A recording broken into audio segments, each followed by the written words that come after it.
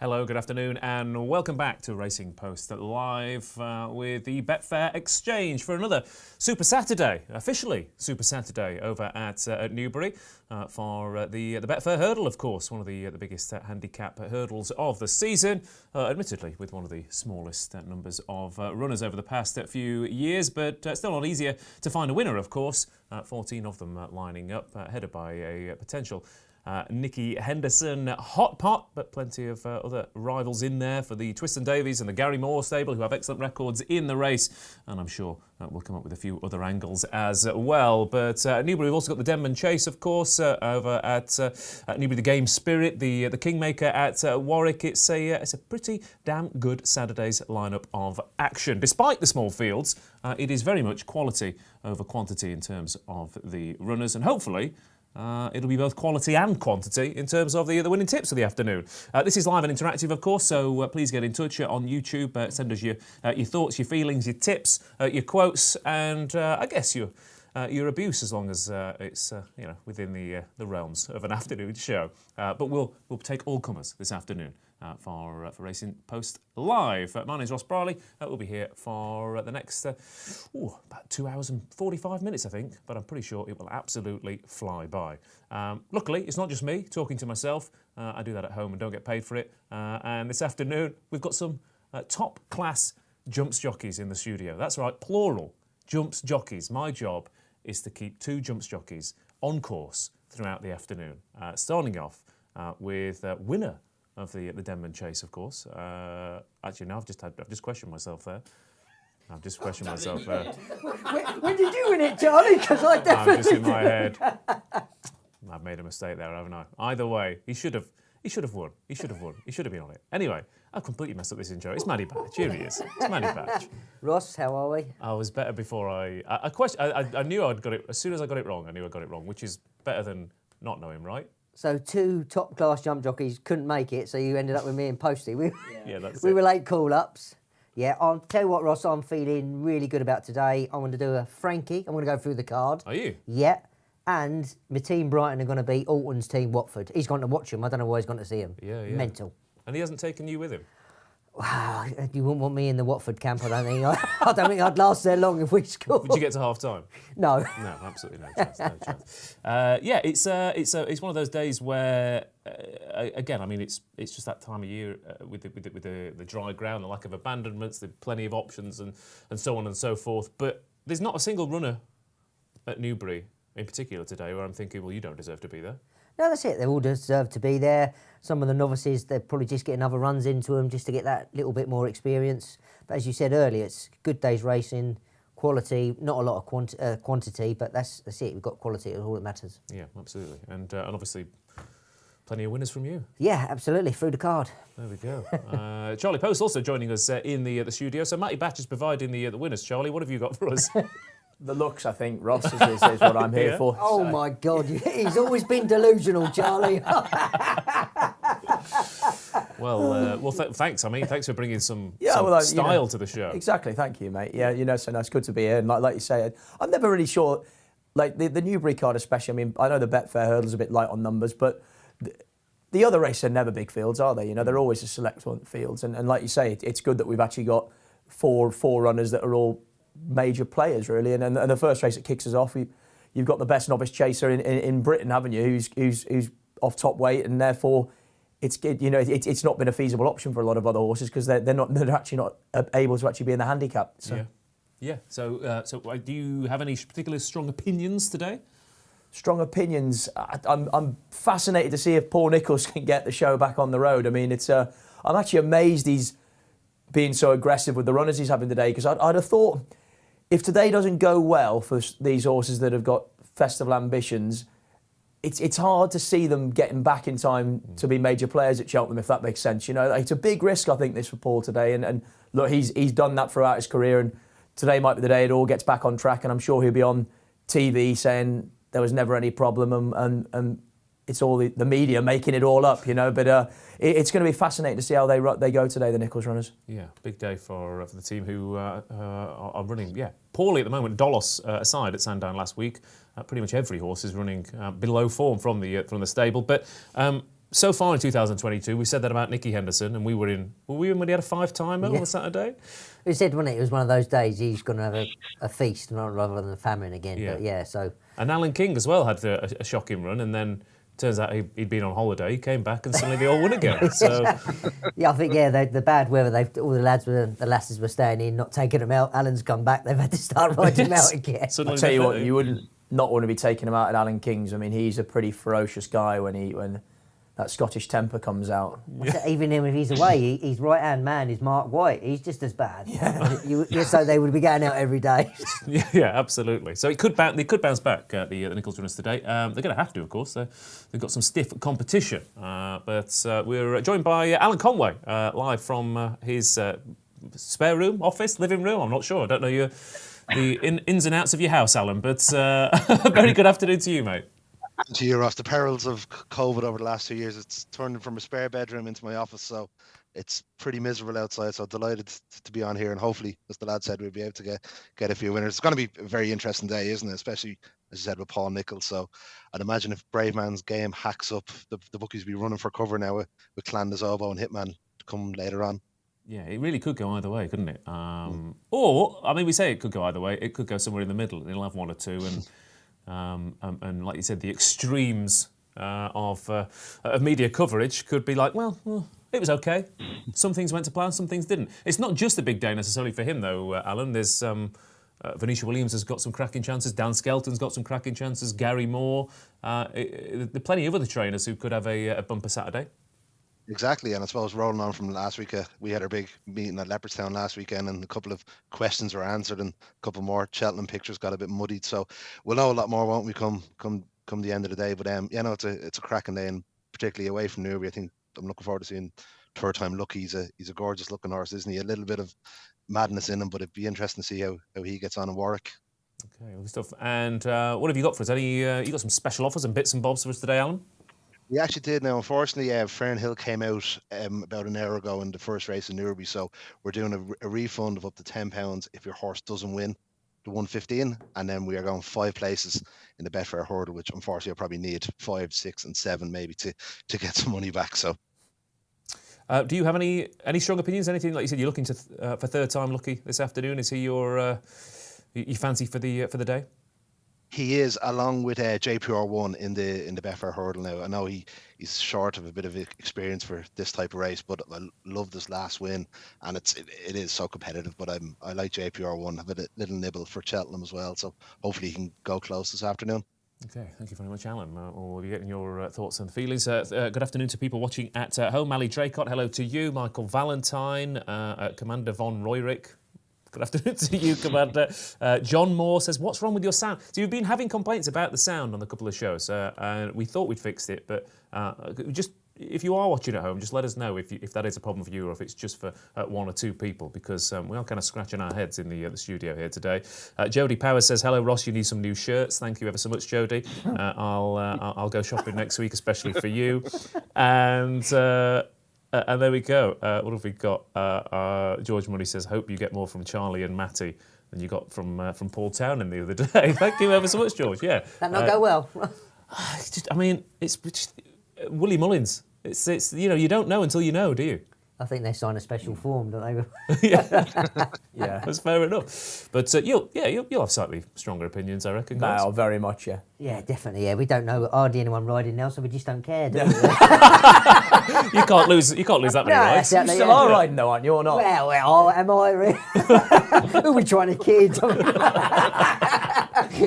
You've got one in the bumper today. You're going to nip off after the show. Nip off, yeah. Right, let's crack on then to the first race of the day. Well, 115 over at Newbury is a novices limited handicap chase here with, again, a small field made even smaller by the absence of IK Brunel and Fernhill, but no less interesting because plenty of questions potentially answered here by Brave Man's Game, who is, unsurprisingly, odds on. Grumpy Charlie, Pat's Fancy and Galley Hill are his 4 rivals here. Brave Man's Game from Grade 1 company to handicap company here. Alan, first race of the day, are you with or against the Nichols favourite? At the moment, I'm going to be against him, just given the current stable form. It's hard to know. Look, he's the best horse in the race, isn't he? He could very well hack up by 10, 15 lengths and we could all have egg in our faces. But at the prices, he's just a bit too short at the moment. So I'm happy to go against him. My fancy in the race is actually Pat's Fancy. So against the Fav. He's coming in here after winning its last 2.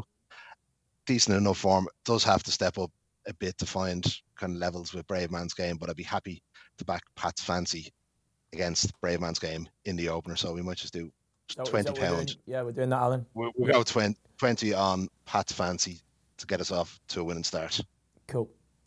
Okay, there we go. Pat's Fancy then against Brave Man's Game here for Rebecca Curtis and James Bowen, who was in cracking form last time with that 5-timer. He was part of that for the Henderson team at Kempton a few weeks ago. But again, obviously all the talk is around Brave Man's Game, but let's just have a look at the other 3 because we are in danger of just focusing on one horse in its entirety. Grumpy Charlie, Pat's Fancy, Galley Hill, they all seem to want soft ground. Yeah, I think they want soft ground. I think Alan's going to have poached, scrambled and fried egg on his face after this race. Right, okay. Wouldn't be the first time, Matty. No.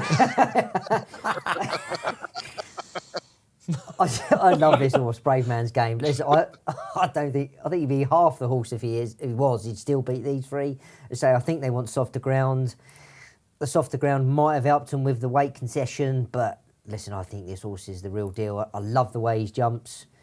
The second horse, Ahoy Senor, come out and absolutely hosed up last week. Yeah, I can't. I just think it's a matter of how far. I'm not trying to disrespect the other 3. I just think he's that much better than the other 3. Okay. It is a handicap though, so they're supposed to finish together. Yeah. And of course, he'll take me. Yeah. I mean, it's not of all the trainers, it's not the most surprising angle from Nichols. I mean, obviously Denman, Frodon. Do you like to see this? It's good, isn't it? Yeah. Like having these top horses in handicaps and well, that's been one of the big complaints, isn't it? Yeah. That you used to get class horses giving weight away because that was another and a very entertaining way to prove your class. huge. Yeah. A bit like Denman in what is now the Ladbroke, wasn't it? When he done it, he gave up carrying a lot of weight and. Yeah. But Paul is the one trainer that really doesn't mind pitching these top horses in handicaps, doesn't he? And it is very refreshing. Very refreshing. The question is, do you want to back him though at odds on? This is the coward's approach. I definitely wouldn't want to oppose him. I wouldn't be in Alan's camp. I wouldn't want to oppose him. I think stable form, it's a factor, isn't it? But this is a real quality horse, and I'm kind of siding with Batch's opinion that I think, irrespective, I think he could be at 75% and he'd still win this. I thought the one, if I was going to have a bet without the favourite, was going to be Fernhill, because I thought compared of the rest of them, he'd actually cope with this better ground better than the other 3. But obviously Ben Case has taken him out because he doesn't think he's going to cope with the better ground, I presume. So, Grumpy Charlie and Pat's Fancy, they're progressive horses, but I think they'd have had far more chance if this was proper soft ground. And then Galley Hill at the bottom.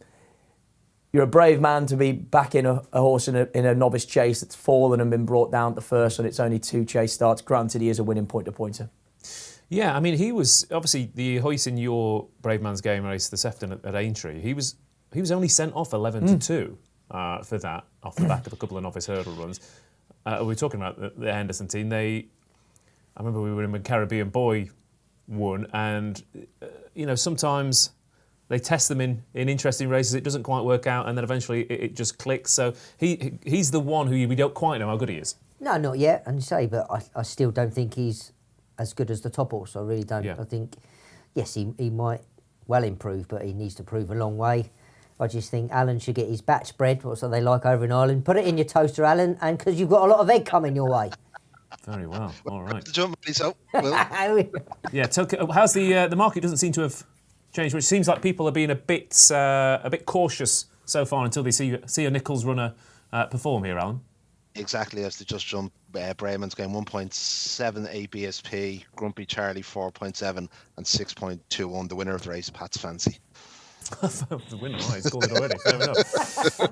Balls. Okay, they're off and racing at Newbury, and Brave Man's Game, somewhat unsurprisingly, is prominent with Pat's Fancy, Grumpy Charlie and Galley Hill. This is like a sprint handicap on the flat. They've split into 2 groups here, with Pat's Fancy now going on to lead from Brave Man's Game, going a fairly steady gallop here.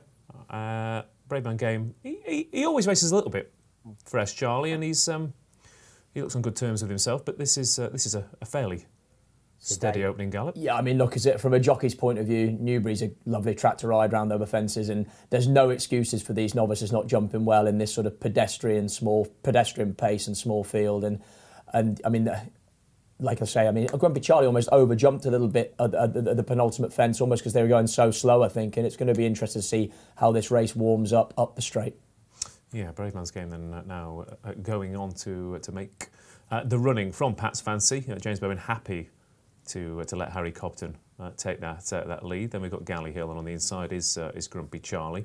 But so far, again, for the past few weeks, Batch, it's obviously this isn't the important bit for the Nichols horses, is it? It's when they turn into the home straight, they haven't been getting home. So yes, as Charlie said, the pedestrian pace. Oh, look at that! That was it. Plenty of scope there. Yeah, it's just towards the end. But let's just say, hopefully, there's enough in the locker. I think you'd only have to have half in the locker to sort of beat these, you know. Yeah. And it's surprising that they went quite steady early on, but it's still 30 miles an hour. They're good. Yeah. It's the same every week. How accurate is this speedometer? As in, I'm never quite convinced by it. No. It's I've never seen it go below 27 and above 32. So I reckon there's someone there with a gun, and they're missing the horses, and they're actually doing the vehicles behind it. Yeah, yeah, possibly, yeah. Or the gun's in the vehicle, and it's in the vehicle. If I put my foot down, it goes up. I don't know. But Galley Hill is a little bit tailed off at the moment. The Brave Man's Game has shortened up in the betting, Alan. Yeah, 1.46 at the moment. Ross, as he just approached the water, another good jump as well. So only 629,000 matched on the Betfair Exchange with another circuit to go. So things be warming up down the back straight. Yeah, you'll be. You'll be fairly happy with Pat's Fancy so far, though. He's keeping tabs on the leader. I'm always happy once they get over the first. That's the main thing. Anything else? You're easily pleased, Alan. I was going to say, yeah. I think you need to raise your standards, Alan. Quite frankly. But, too many times, Ross. Brave Man's Game then out in front. Grumpy Charlie on the inside. Pat's Fancy and Galley Hill. Galley Hill. Yeah, confidence knocked by the way he's jumping by his last two runs. I think he's. He's not. He's getting from A to B, Ross, but he's not jumping with any fluency for me. He's just. As I say, they're quickening it a little bit, but yeah, he's just going in and getting up high, Charlie. Yeah, he is. I mean, he's kind of got quite a sulky way of racing, hasn't he? He's had two wind-ups now. You'd wonder if his confidence has been knocked badly. Like, his ears sort of back, doesn't look to be really having a love for what he's doing. I mean, as you compare it to Brave Man's Game, sort of ears pricked, head bowed low, relishing what he's doing. I mean, he's a jockey's dream to ride, Batches, and he's so uncomplicated. Yeah. He's good in tight, and he's got bags of scope when you need him. Admittedly, in every race so far this season, I've not seen anyone go, let's see how you react if we actually bustle you up a bit. Pressure, yeah. They've let him jump, they've let him go on, and he is a beautiful jumper, but at his own pace, in his own way.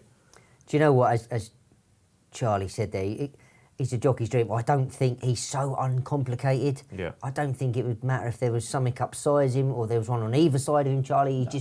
He just eyes up every fence. You see his ears going in there. His ears are pricked. He's just class. Yeah. Although, admittedly, Alan, I reckon the Irish might have something to say about that. We might have one or two horses to send over next month, so yeah, might well be bustling him up, that's for sure. 6 runners became 4 before then, and 4 now become 3, as Brave Man's Game is still out in front. Galley Hill looks to be pulling up.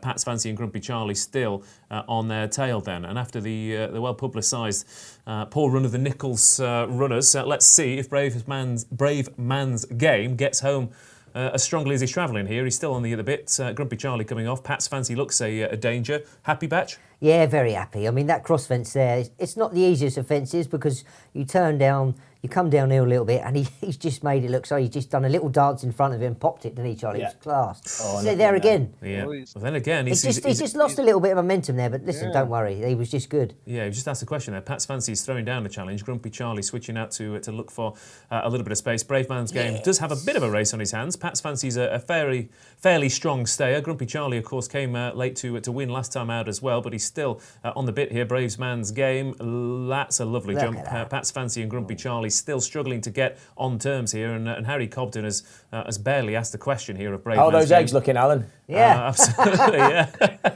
2 minutes for a poached. Get the soldiers out. Brave Man's Game then. Pat's Fancy. Here comes Grumpy Charlie with the challenge. Brave Man's Game now asked the question, but it's not a particularly big question for Paul Nicholls' charge. Pat's Fancy and Grumpy Charlie plugging on gamely. It's not an absolute demolition job for Brave Man's Game, but he's not really had to go through all his gears to win. Pat's Fancy and Grumpy Charlie second and third in that order. And live reaction of Paul Nicholls now as he wipes sweat from his brow, I imagine. There's no doubt about that, isn't there? I mean, there's going to be a huge feeling of relief from Paul's point of view, as in that they've got that, sort of hoodoo off their back early on the Saturday, and this top horse has maintained his unbeaten start to his chasing career, and now they can look forward to getting him ready for Cheltenham. I mean, what's the target going to be? The 3-miler? I mean, yes, it has, but you're looking potentially, if Galloping de Champs does turn up, you kind of think... Who'd you rather take on, Bob Olinger or Galloping de Champs? Neither. I think, if I had to choose, it'd be Bob Bollinger, because I think he jumps better than him. Yeah. Galloping de Champs, I like the way, they're very similar the way they jump. Yeah. I mean, it's a tough one, because there's a potential you don't have to take them on at all, do you? In what way? Well, I mean, as in, again, Cheltenham. Oh, you think you could go straight to Yeah. entry? Yeah, I mean, you could, of course you could. Yeah, there's always that. Why not? I mean, and I think Nicholls, more than other trainers, is kind of coming around to, fair enough, I'll win all the other races then. Well, he likes winning, doesn't he? Yeah, exactly. It's like, you know what, you can have it. Yeah.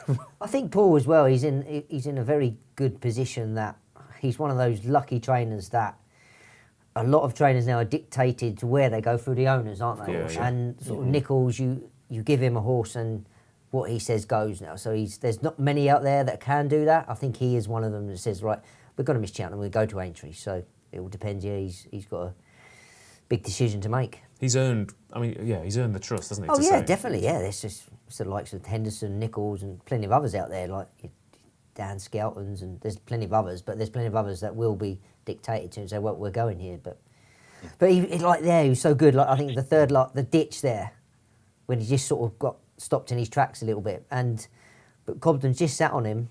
Like normally, the speed they was going to that fence, you could have asked him up and he'd come up on a long one. But Harry's just sat, and he's just changed his momentum, and he's done it at speed, and got in close, and just got to the other side.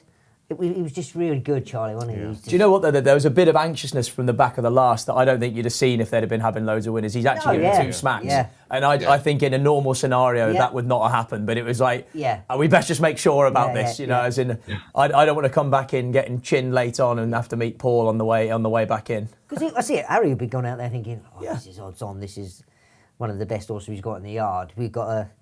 That's it. You just give him a couple of taps just to make sure. No mistakes today. Let's not. Exactly. That's it. There's both of them now. They've just gone.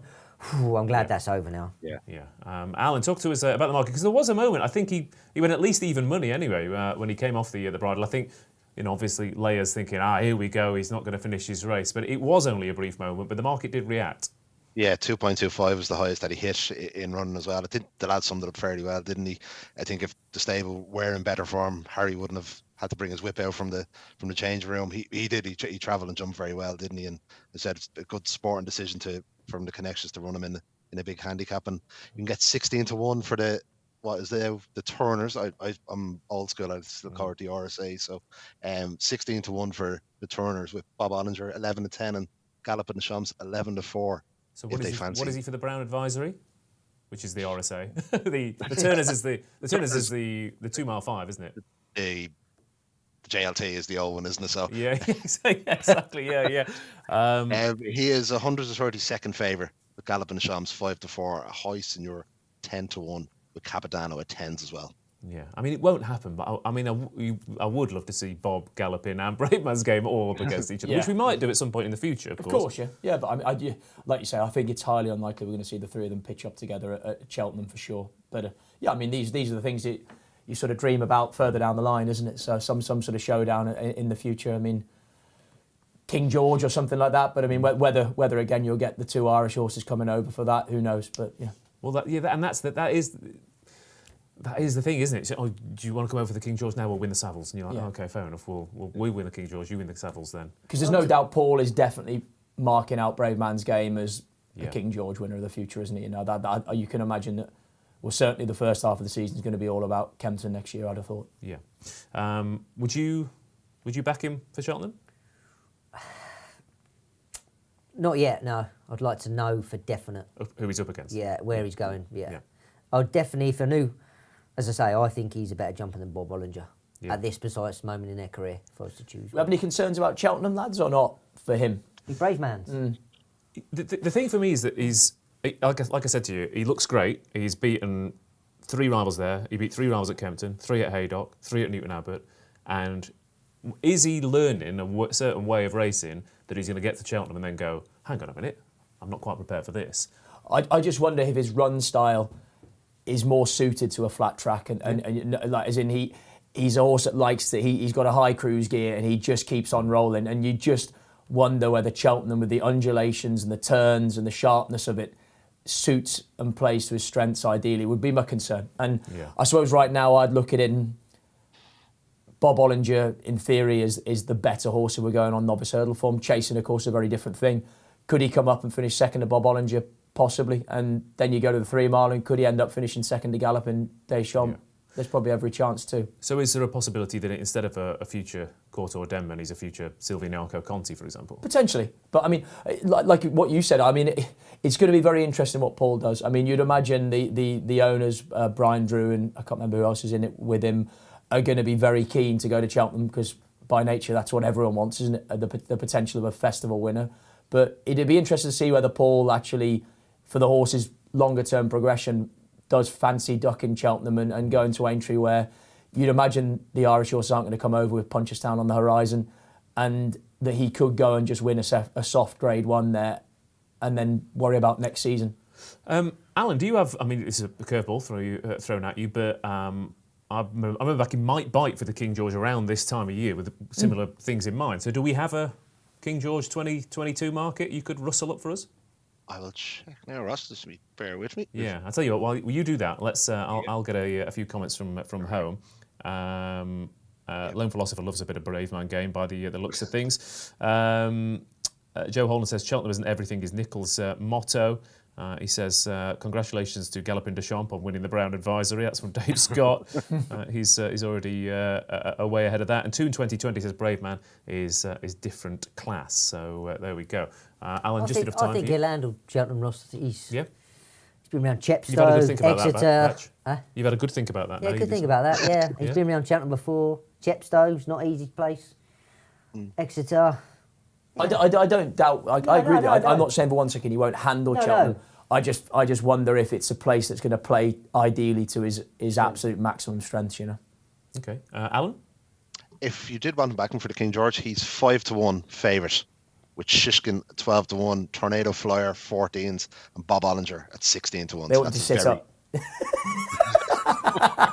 Cushions. Yeah, I was going to say for the King George betting, but there we go. Look at that. He's saying he needs a bigger cushion, lads, please, if we can. Is he? We'll see. That might be the. I've got that 3 might be the cushions chair already. that gradually goes down. Yeah. If by the end of it he's going to literally just be a head just above the desk. We'll nip out and get you a milk crate. It'll be fine. It's like when I go to the barbers, I still have the plank of wood across there. Do you get the kids deal? Yeah. I sit in one of them little cars. Right, let's move on to Warwick, where Batch is now very much at the right height to give us more winners. He's had the first one, to be fair. You said you were going to go through the card, so you started well. What people don't realise, I'm actually sitting on a stepladder. Yeah. Every time you have a winner, we put your chair up, and every time you have a loser, we'll put it back down again. You're going to be seeing my feet by the end of the day. Right, we've got a mare's listed hurdle up next over at Warwick for the 135. Another small field and a flip-flopping market, though, here. Marie's Rock is heading the betting ahead of Indefatigable and Get a Tonic and White Hot Chili Filly. But Paul Webber's mare was a pretty warm order this morning, Alan. But I looked at it this morning and thought this was a much more open race than the market was giving it credit for. And at least I was right on that respect. What beats Indefatigable is another matter entirely, but I did think she was a little bit short, and Marie's Rock has now taken over. It has now, yeah. Flip-flop market, as you said, Ross. Indefatigable 2.94 now on the Betfair Exchange. Good support for Maria's Rock coming in at 2.6. Get a Tonic, the Skeletons at 6. And then White Hot Chili Philly, the outsider of the 4 at 8.4. But yeah, flip-flop market, as you said. I like Maria's Rock. But I know pulled up the last time, but a victory the previous time. Nikki Henderson and Aidan Coleman looking to get back on track. So I've wiped the egg from my face, as Mattie suggested. So hopefully I'll be able to get back on track and join them in the winners of close. So I'm going to go £20 win on Maria's Rock.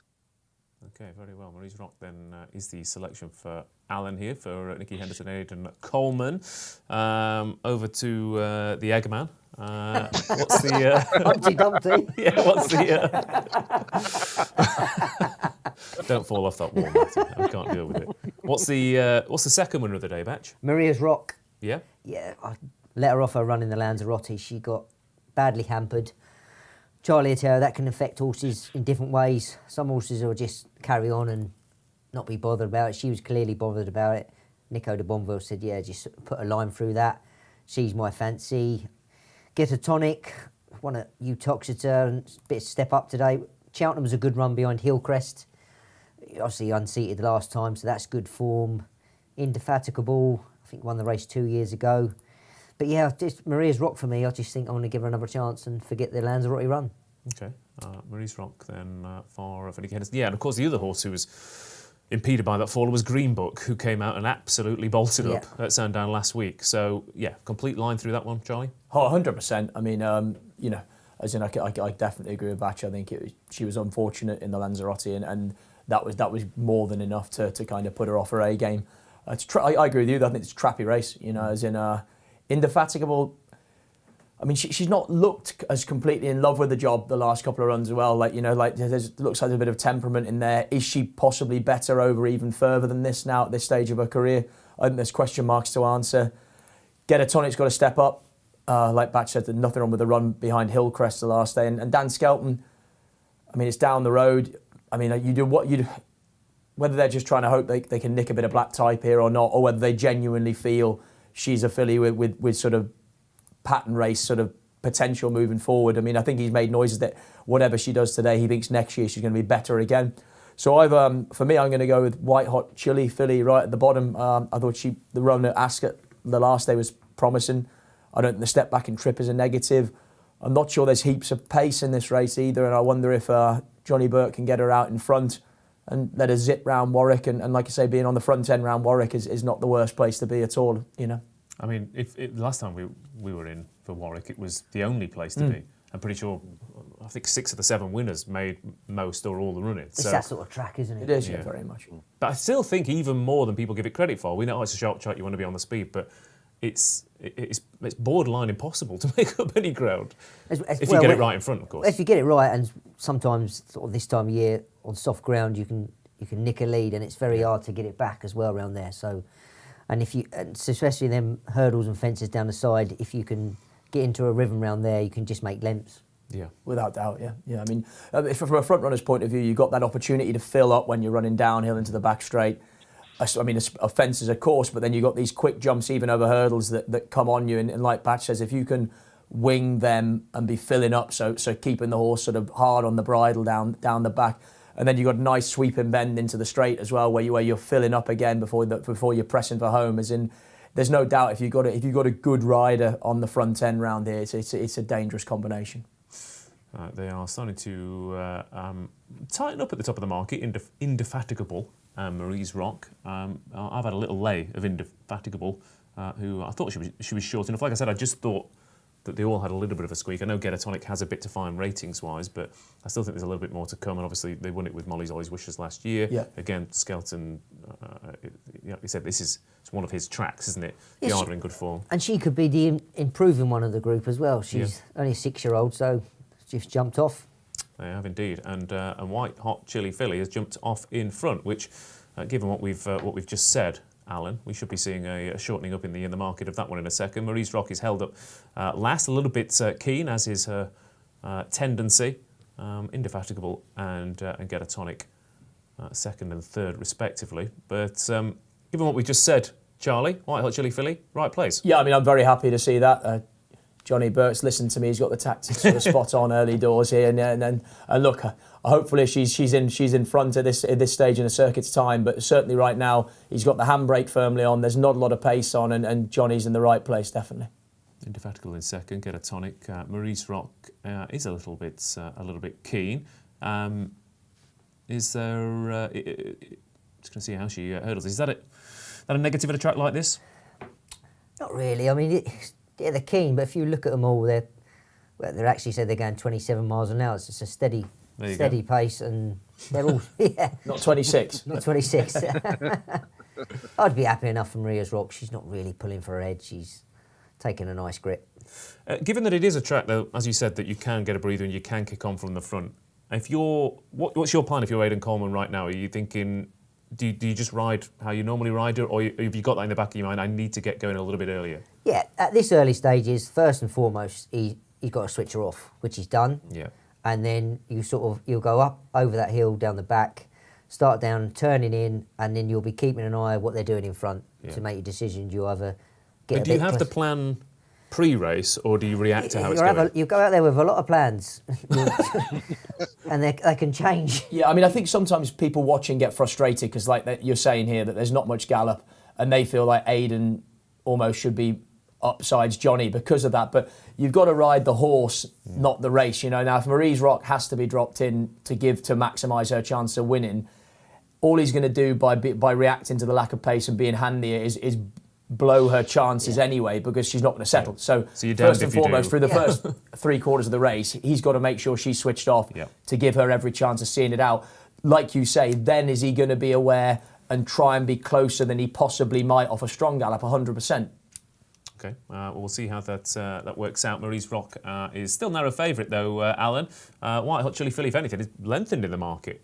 Yeah, it's a bit strange now considering he jumped so well and travelling very well. 9.8 currently on the Betfair Exchange. Maria's Rock 2.5 with Indefatigable at 2.7. But Johnny Burke is controlling the tempo, isn't he? And he's making them dance to the tune at the moment.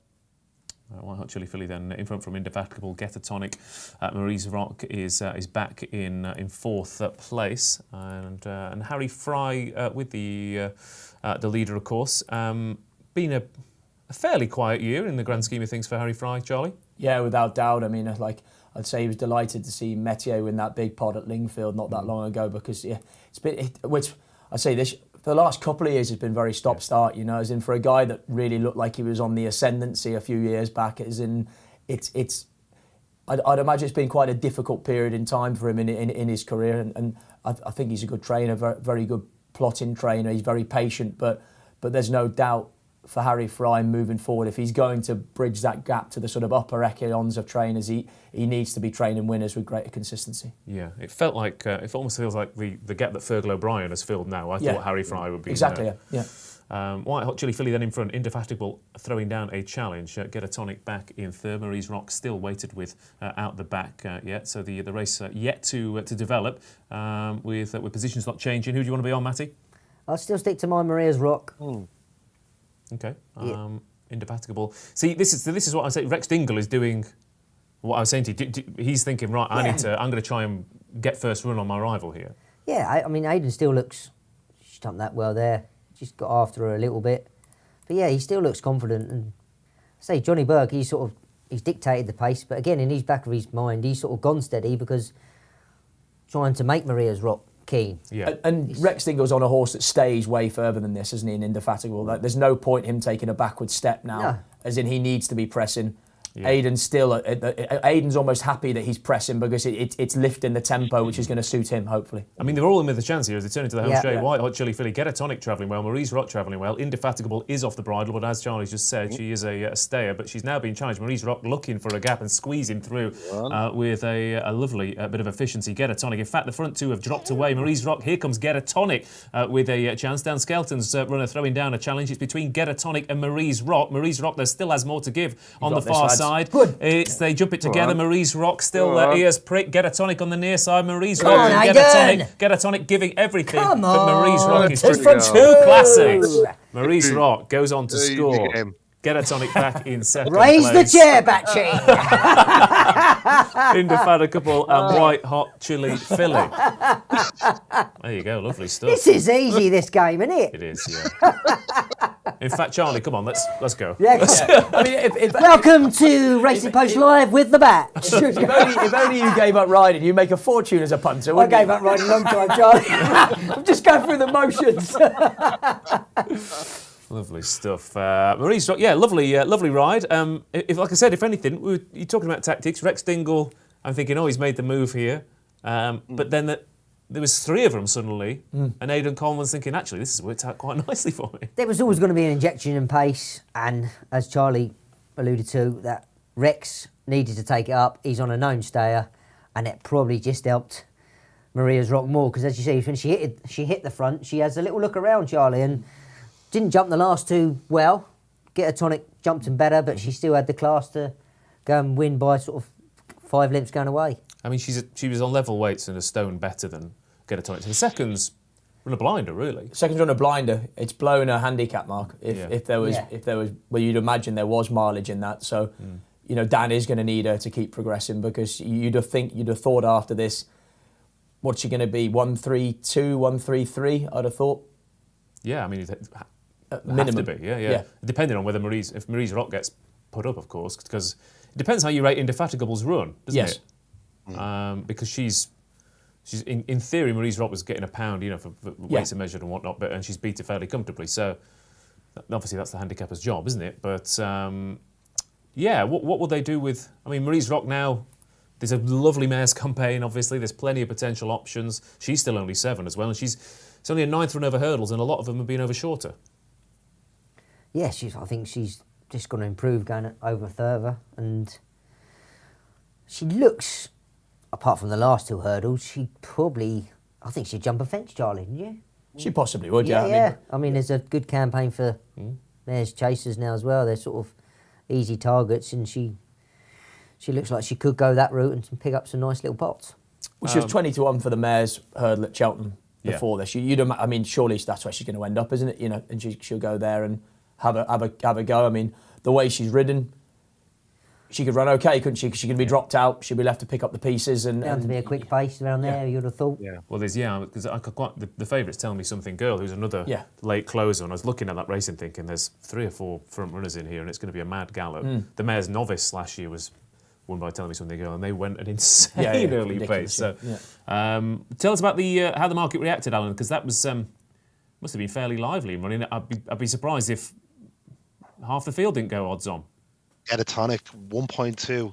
Wow. A low hit just come out. I think maybe just to the in between the second last and last before Maria's, or just got on top. Interesting to say about the mare's hurdle. 16-1 now for the mare's hurdle. Tell Me Something Girl 130. Royal Kahala 6-1, and Stormy Ireland 6-1 as well. But a good performance, wasn't it? I was a little concerned maybe about the head carriage of the winner there, just coming to the last, but she knuckled down well, didn't she? And a good ride by Aidan Coleman. I'm always fascinated kind of watching from the stands, like when jockeys decide to go and all. That was another good example, wasn't it? Pace quickened, Coleman just tracked them, knew what he had under the bonnet, and just, you know, kept it simple and got her home. And that Lanzarote form, if the horses that are unseated and pulling up are coming out and bolting up, then what about the rest of them? Yeah, that's right. Yeah, it's good form. Let's see, she said Green Book, and that nails one like that. So yeah, there'd be a lot of winners come out of it, I would have thought. We're not covering it, but interesting race at Naas, Journey with Me, who I think is 2nd or 3rd favourite for the Ballymore at the moment. Yeah. Is just making his second absolutely crawled as well. Yeah. I think I've seen the jockey running around on the inside track going past them. They've gone that slow. Are we suggesting that the runners in behind might know they're up against a class animal? Possibly. That's one way I'm putting it. Yeah, I agree with you, Ross. Yeah. Thanks, Mitch. What you said. We'll give you an update on that over at Naas when we get it. But next up for us, we are back to Newbury for the 150 for a much more competitive little contest here, a 3-mile handicap hurdle at 0 to 145, and again it's been another lively betting market with the big breakaway. I'm pretty sure was outside of the entire field when I was looking at this race last night. Is now narrow favourite on the exchanges. The Brimming Water was favourite. What's Up With You was back this morning. Sussex Ranger was put up by Tom Siegel last night. That's halved in price and then doubled in price again. This market's all over the place, Alan. It is indeed. As you said, big break. Just as you speak, What's Up With You has gone back favour 5.1 on the Betfair Exchange. The big breakaway 5.3, and then my little fancy for the race, Coeur de Leon at 8-1. Yeah, it's a fascinating market, isn't it? Really competitive. Hard to make it a top 3 or 4. There's a few questions, isn't there, around him? I suppose when Connections bought the big breakaway, I don't think the Envisions running in the 3 mile handicap hurdle on Betfair Super Saturday, did they? But I like Coeur de Leon, kind of high class back form. Scored a Royal Ascot in 2020. So I'm going to have a small stake, €15, pound even, on Coeur de Leon in the win market for the 150 at Newbury. So do you want to... straight 15 quid in the win. Yeah. €15 though, Charlie. €15, yeah. You just put the exchange rate in.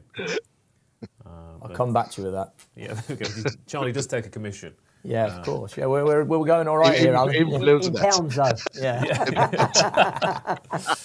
But okay, Coeur de Leon then for Alan King and Tom Bellamy. Of course, a classy flat stayer, fairly unexposed over these kind of trips over hurdles. We know Batcher's going to give us the winner, obviously, Charlie. So yeah, I'm waiting. We'll give you first word. I'm with Alan. I mean, and that worked out with Batcher in the last race. So yeah, I'm Coeur de Leon as well. I think it's quite interesting. This, as in like you say, Ascot Stakes winner previously. I'm not even sure if he's ran over this far yet in his hurdling career. So you'd think for all the world that's got to be a major positive. I mean, Alan King, horse is running well. So yeah, I think and as Alan said, the big breakaway.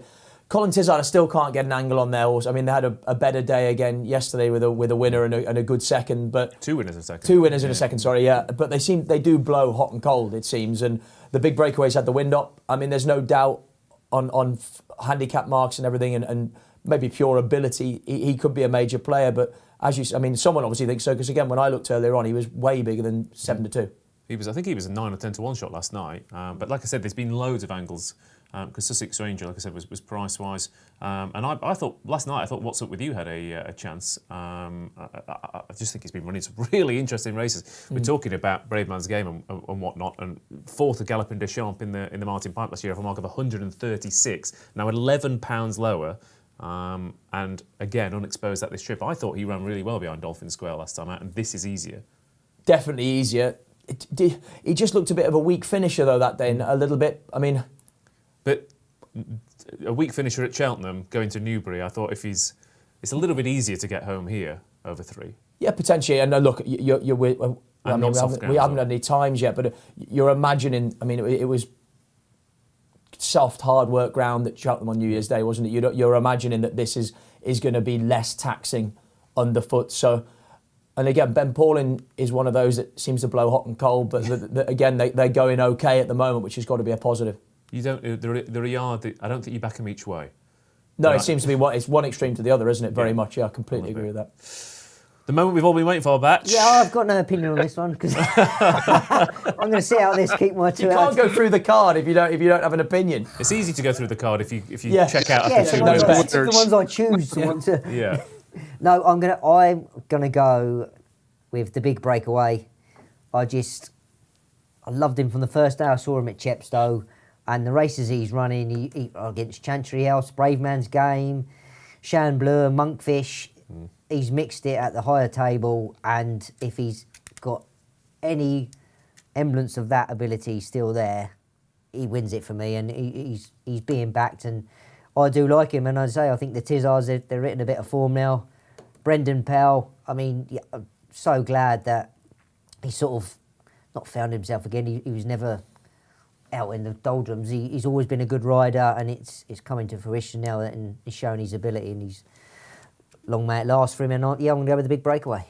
Okay, the big breakaway then for Mattie, who is now just under 4-1 to back Alan. So a lot of confidence about this one. Like I said, it could be a big day for plenty of yards, as we've said. Paul Nicholls has already had a winner. We've got a couple of big chances for Venetia, and if this wins and Eldorado Allen goes and wins, then it could be a good day for the Tizards.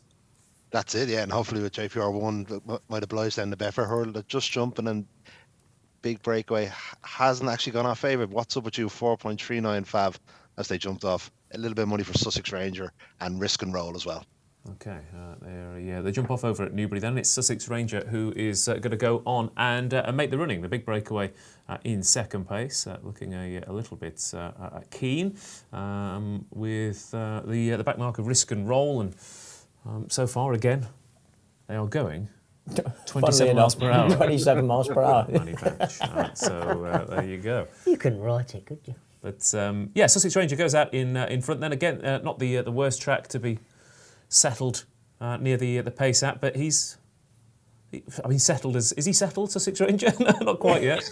I was to say yes, and then he just had a little play of his head there, didn't he? Yeah, he did, yeah. I say, listen, Jamie's got his hands on his withers, so that sort of tells you that he's going comfortable with himself, and Jamie's not happy he's going too quick. So. Okay, Sussex Ranger then, what's up with you? One of our viewers at home said, can Polish shine today? Oh. Hey. Nice, nicely done there. Or is it Polish? Well, that's the question. I mean, if it is, then that's the terrible pun. Yeah. Absolutely shocking, yeah. Ruined it. But who knows? Who knows? I'll give you the benefit of the doubt, David Sheridan, and give you the nod for that one. Sussex Ranger, the big breakaway. Then the Brimming Water is in there with. I'm going to go for Polish. The benefit of the doubt there here at Newbury. At the back, we've got Risk and Roll, we've got Butler's Brief, and we've got Coeur de Lion. That's a Sussex Ranger. He's a bit deliberate, the big breakaway, back over hurdles. Like, typical, you sometimes see this with a chaser and then they back over the smaller obstacles, and it kind of takes him a bit by surprise, and he's not finding huge fluency with his jumping. It's very much sort of A to B and up in the air at the moment. Yeah, of course, the last horse to do a similar thing to this was Dashel Drasher, of course, who came here and over hurdles and just kept grinding. So is that a potential option? Again, if you've got he certainly stays the big breakaway. Might we see him kick on and use that stamina in that class? He might do. He just see how he jumps this one. He jumped. He's just a little bit big, but a little bit more fluent than he has been. But yeah, it's it. He stays. See what Brendan do. He might just sort of hold on to him, turning. It's a long way up that straight, so he might hold on to free out and then say, "Come on, let's go." Coeur de Leon's a little keen right now. Yeah. He's in classy flat horse and not going very quick here over jumps, and he's over racing a little bit. Tom Bellamy's having a job just to get him to switch off completely. Polish has just gone up on the inside. Yeah. Yeah, he's wanting to crack off with it, isn't he? Very good. Oh, we're here all week. I'll feed them up to you. Oh, disgraceful. Absolutely disgraceful. Yeah, Coeur de Lion was obviously he used to big fields. Last time it ran at Wolverhampton in a small field and made the run in. So he must be thinking, hang on a minute, this is a completely different kettle of fish here. Very much so, and being ridden interestingly for an Alan King horse as well, because he's being ridden with a bit of space, and you don't normally see Alan have his jumpers ridden like that. He normally likes them following hard down the inside. So whether they think he's a horse that is again lacking a bit of confidence, he hasn't maybe done that much racing over hurdles in recent years, and Tom Bellamy's given him a bit of space. Pace has noticeably lifted all of a sudden now. Yeah, that's a real decision, isn't it, to take this up, and it's taken the big breakaway by surprise, and he seems to have. He's lost his position. Sussex Ranger has also been challenged. It's helped Coeur de Lion settle a bit better. Yeah. I think what's up with you is in a nice position down that inside. He's always had the sit. Obviously, Charlie, like you said, we do have to see whether he will get home over this trip a little bit better. But Polish, I can't decide which it is now, is out in front. The Brimming Water coming into the mix as well, and Risk and Roll, who's racing keenly, but raced keenly on the bridle last time and didn't come off it. And still won by half the track. So interesting to see what he finds. Who's in the best position right now, Batch? Not really. There's a couple there in a good position. Listen, they turn into the straight and outer open up, so they can all be in good positions in a minute. What's up with you just struggling to hold his pitch a little bit? Dave Basket and animated down the inside. I mean, Sammy Twiston Davis, Brimming Water seems to be in a lovely slot following through. Big breakaway. You're going to see Brendan Powell's knees coming out a bit. He's sort of squeezing the horse, trying to keep him travelling on the bridle as we swing round into the home straight. Coeur de Lion again, travelling really nicely for Tom Bellamy right now. And Risk and Roll, of course, who's gone short here in the betting here, Alan. 3.35 Risk and Roll now. He's travelling very well, isn't it? Big breakaway. Did hit a high of 12.5 down the back straight. Yeah, He is not out of this. He's not out of this at all. But it is Polish in front. Sussex Ranger, the Brimming Water. The big breakaway is grinding away. Here comes Coeur de Lion, but Risk and Roll is the one who's really catching the eye. Like I said, won on the bridle last time out and is still there. That wasn't the best jump, but we've still got a fair old way to go. Here comes Coeur de Lion. The Brimming Water's in with the chance. Sussex Ranger, the big breakaway, is just plodding on at one pace right now. Risk and Roll is being his challenge being measured here to not get there too soon. The big breakaway, to his credit, is still going. Yeah, he's still there. Batch, last call. Who wins? I'm going to stick with big breakaway. Go on. Shut up! I can't desert him now, can I? Coeur de Lion and the Brimming Water. They're battling out. Big breakaway still battling on after this wind up. A lovely return, whatever happens. Coeur de Lion, the Brimming Water. The Brimming Water and Coeur de Lion.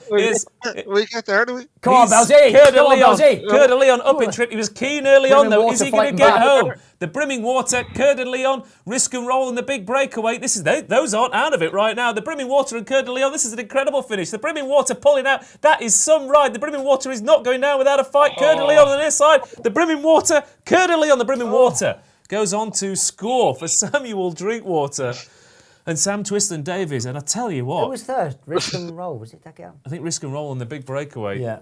I mean, we've got two jump jockeys in the studio there. I can't remember last time I saw a jockey ride like Sam Twiston-Davies did there. He was having none of that. He was, you're getting home, you're winning this race, whether it's the last thing I do. It's great for Sammy Drinkwater as well. He's a young lad, and he's to have winners on a Saturday. That's what it's all about. Without doubt. I mean, Sammy Twiston-Davies is, in a finish, he's one of the most animated riders you see, when it legs, arms, everything's going, as in a... That almost seemed time, it was Sam Twiston-Davies times two. It was for sure. Someone who rides so short, there's a lot of movement in the bottom half. Yeah. They'd be big mates as well, I'd have thought, from back when they're kids, him and Sam Drinkwater. So it might mean a lot to him, this. And Coeur de Lion, I just wonder if he's just paid the price for over racing a bit early.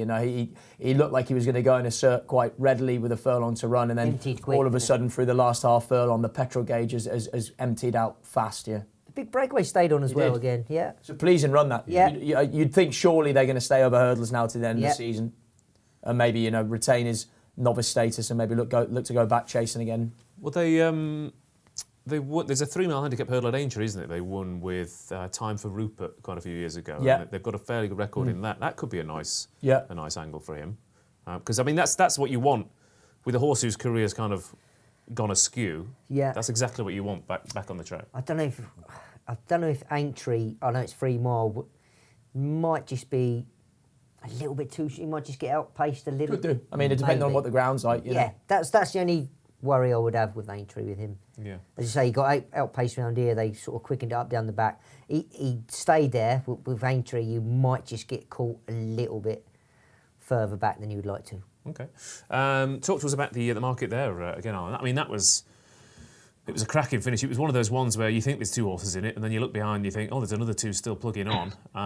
And there'll be plenty of trigger fingers who've back one, back the other, back one, back the other, and couldn't quite make up their minds. I know you were obviously hoping that it went the other way. Broken, Ross. I was trying to just angle the camera just so I could see if he's definitely got up. But great race. Coeur de Lion hit a low of 1.13 on the run in. So plenty of burnt fingers there. But as you said, brilliant race, wasn't it? Cracking ride with Sam Twiston-Davies, and proper jumps race. So good, a bit heartbreaking to get so close and so far, but we got a decent run for our money. Okay, there we go. The winner then, the Brimming Water, beating Coeur de Lion. And that could be a race that works out quite nicely. It's got a little a quote from a Brave Man's Game. Is that what we're going for? I don't know. Either way. Anyway, we're over to Warwick very shortly for the Kingmaker. This SP's over at Newbury. The Brimming Water 5-1, Coeur de Lion 15-2, Risk and Roll at 15-2 there at Newbury. We have potential Arkle hopes over at Warwick for the next The Kingmaker Novices Chase. Edward Stone, third time lucky, Brave Shashka and For Pleasure lining up here for this four-runner race. And obviously the Arkle itself has been blown open a little bit by the absence of Fernie Hollow, and Blue Lord wasn't exactly unbeatable at Leopardstown at the weekend either. So, Alan, I reckon the British trainers here will be hoping they can win this impressively and go on to glory. Flakish Buberales did it, Voipor Ustedes did it, so it has been done in the past 10 or 15 years or so, and you're hoping third time lucky might well be the one. That's it. Yeah, no, I've loved the horse for a long time now. He's a very, very good jumper, isn't he? And I think we were discussing on a couple of Betfair podcasts around the week. It's probably, aside from the Arcolite, the main race for the British horses, isn't it? So it'll be interesting to see how the race develops. But I do like third time lucky. He's a beautiful jumper, big engine, and I'm going to stick with him as my bet. So I'm going to go £20 on third time lucky, and then hopefully it'll be onwards and upwards to the Arcolite Cheltenham. Okay, there we go. Third time lucky then, who's currently around. What is he? 3. Which back did we get on there at 3.2 with Edward Stone, an even money shot. Brave Shaska's not out of it either. Like I said, Venetia Williams could potentially win 3 Grade 2 races today. Batch, the dream is gone. It's gone. For the could you go straight to Charlie, please? You just need a minute. It's all right, mate. We'll get through this. We'll get through it. Together. We'll get through it. Charlie, what wins the Kingmaker? Third time lucky. You know, he's obviously a horse that I know well. My wife and I bought him as a store, produced him through point to pointing, and so like he's a sort of flag bearing graduate, and I mean, look, as in the Skeltons are friends of mine. Sandown was everything that he doesn't want. This horse, stiff track, slow ground, overly aggressive ride. You know, looked much more like he was back on track at Doncaster, and granted, look, the form doesn't amount to much, but at the same time, I don't think For Pleasure is a bad horse, you know, and he had him absolutely cooked when he departed at the last.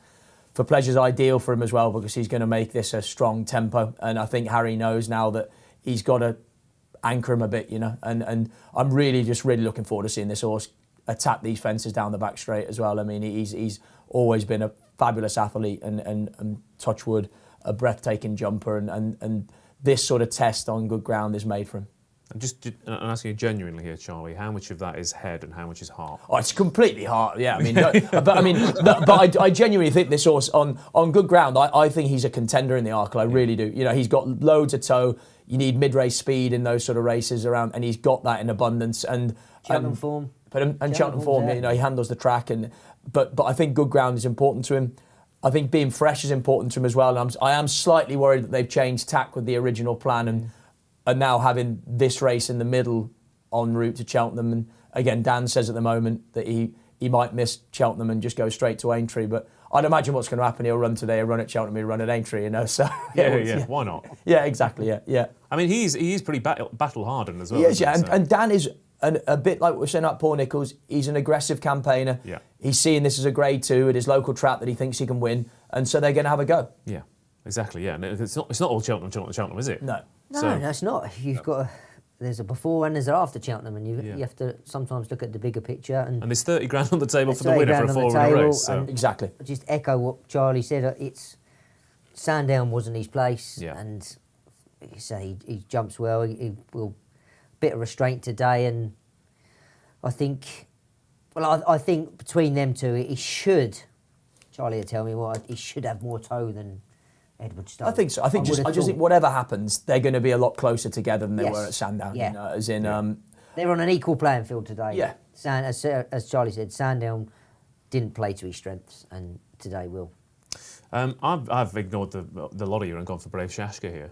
It's a fascinating contender. Yeah. And I mean, the stable couldn't be in much better form, could they, sir? I mean, literally, everything they run at the moment. And Venetia used to be a trainer where you'd think they go through huge bursts of form and then they tail off for a bit. But the whole season, they're all running incredibly well. The speed figure that this horse put in last time out, whilst not really being fully extended at this track, I looked at the numbers again. I thought, my word, that is, you know, if this improves again, like L'Empresse has, we could have a real rival here. And is there a possibility that Harry Skelton and Tom Cannon might be thinking, well, I've got to beat you and you've got to beat me, and Gavin Sheehan could go, I'm off. Could forget the other two, and you say Venetia, I mean, that beat Sky Pirate last time. That's good, solid form.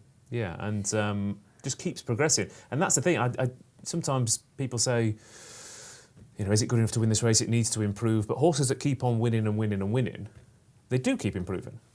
They do, and as you said, the two boys on the two fancied ones, sometimes you can sort of lose track of the other two horses that are in the race. Here we go, lads. Fascinating Kingmaker Novices Chase then here at Warwick, and For Pleasure, Brave Shashka, Edwardstone and Third Time Lucky Jump Off. And if we were hoping for an insane gallop early on set by For Pleasure, we've not necessarily got it. I'm just waiting for the 27 miles an hour, do you reckon? I was waiting for it to come up. But, What price? 27 miles an hour, Al. But For Pleasure a little bit keen in front. Brave Shashka, Edwardstone and Third Time Lucky held up last here. But For Pleasure's been given enough rope out in front to do what he wants. Brave Shashka is tracking him a couple of lengths behind. Then there's another break back again to Edwardstone and Third Time Lucky. They're almost having their own mini little race. But For Pleasure's not going crazy out in front. For me, it's doing a little bit too much. Yeah. As you see, he's just trying to... Yeah, he's starting to go through the gears. We've got Yeah. a solid gallop on, haven't we? There's not going to be any excuses. There's, no one's going to be able to say there's a lack of pace in this. I agree with you. I don't think For Pleasure's going crazy, but he's going a nice gallop, which is what everyone wants to see, really. Just for a second now, I thought he was going to hold him together, and gradually, as each fence approaches... I think he's going a little bit quicker than Killian wants him to. But Yeah. It was just that first fence, I thought, okay, he's settled into it, and now he's almost got overexcited. He's like, we're jumping, are we? Yeah. Right, let's go. Let's do it. Brave Shashka has plowed through that one. He's been taken out of his comfort zone. Edwardstone is in third on the outside, with Third Time Lucky at the last. So again, I think that's a sign that the pace has started to go up, hasn't it, a little bit? Talk to us about how the market's reacted here, Alan, because For Pleasure has shortened up a little bit. Edwardstone gone odds on. He has indeed now, yeah. I think the gallop's just held back a little bit slightly, hasn't he now? He was a bit keen over the last couple, but Edwardstone 1.9, Third Time Lucky just sitting out the back observing 2.98, and Brave Shashka at 10-1 currently on the Betfair Exchange. But I think the gallop's slightly just ease back a bit, but no doubt It's quick about enough to accelerate now. Yeah. Now they're going downhill. They were going uphill, Al. Yeah. For Pleasure's having the time of his life now. It's like that roller coaster, Al. They chuck to the top of it, and now the handbrakes come off. Yeah, scream if you want to go faster, I think, for this. But For Pleasure, Brave Shashka, Edwardstone and Third Time Lucky. Still no change in the positions, but like I said, it started off an okay gallop. It went up through the gears. We're finding more gears now, which it'd be interesting again to see where Edwardstone makes his challenge. We were saying that Third Time Lucky had been ridden aggressively and Edwardstone picked up the pieces. It's almost setting up for the opposite batch.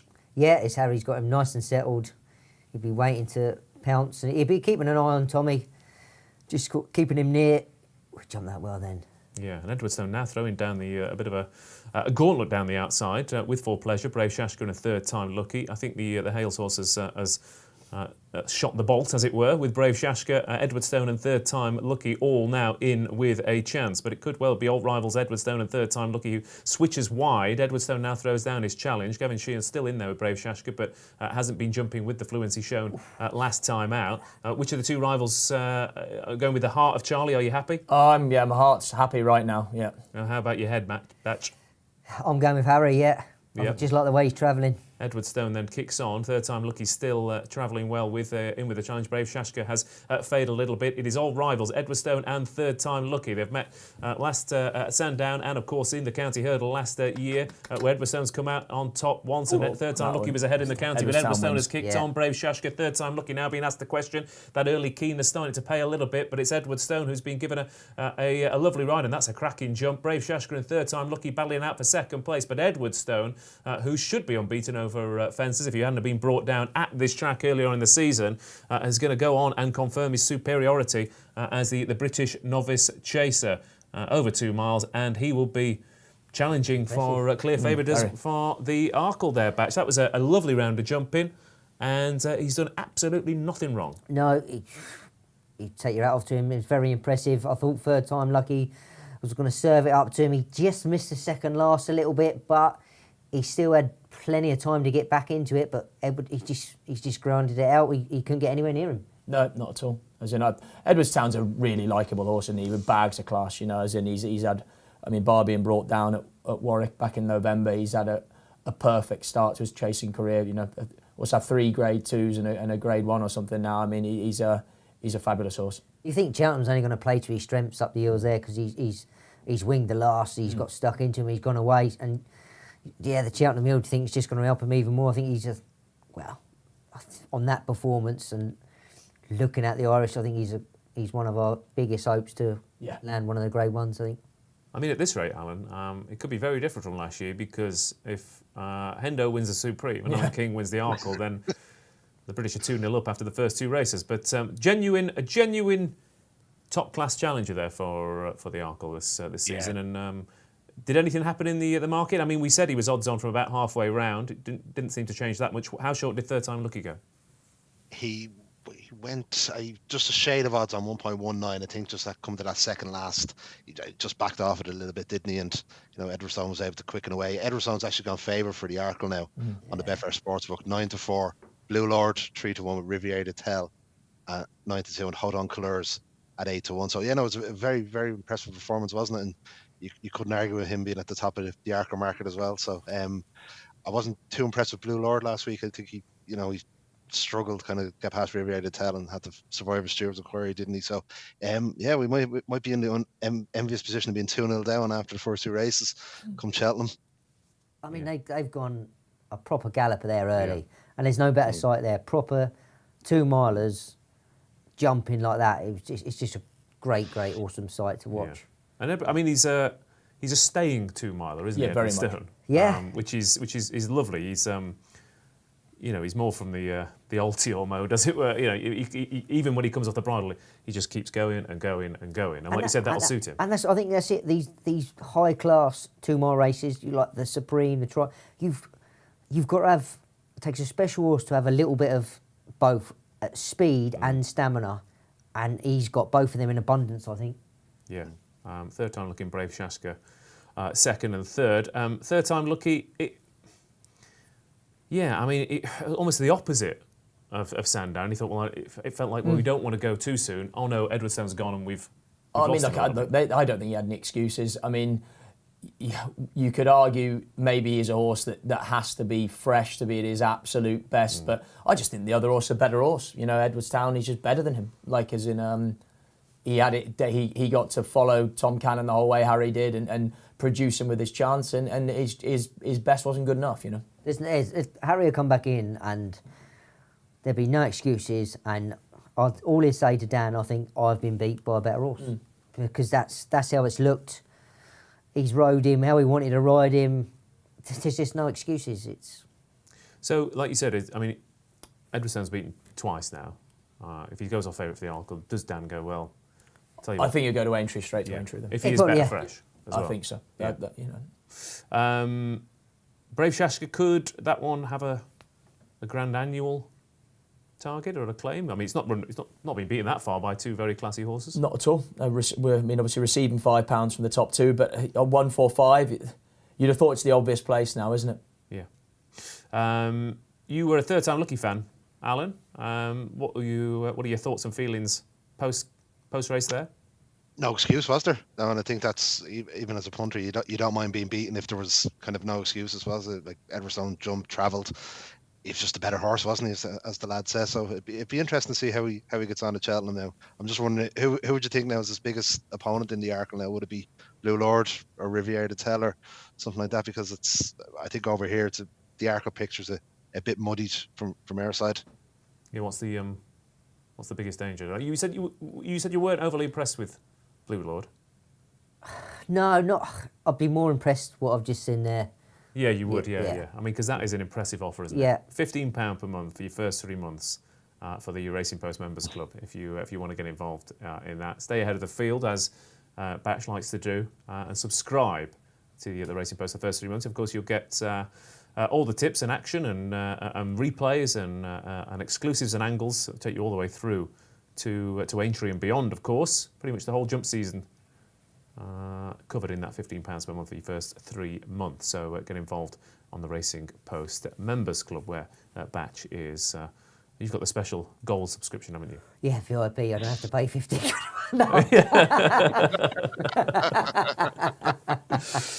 Joseph Conley says Curse Sublime could well be the Irish challenger. Of course, banged his head against Fernie Hollow twice, Alan, and then hacked up in a non-event last time out. But Connection's not averse to running one in that kind of race as well. Ordinary World was owned by the same team as well, wasn't he, a few seasons ago?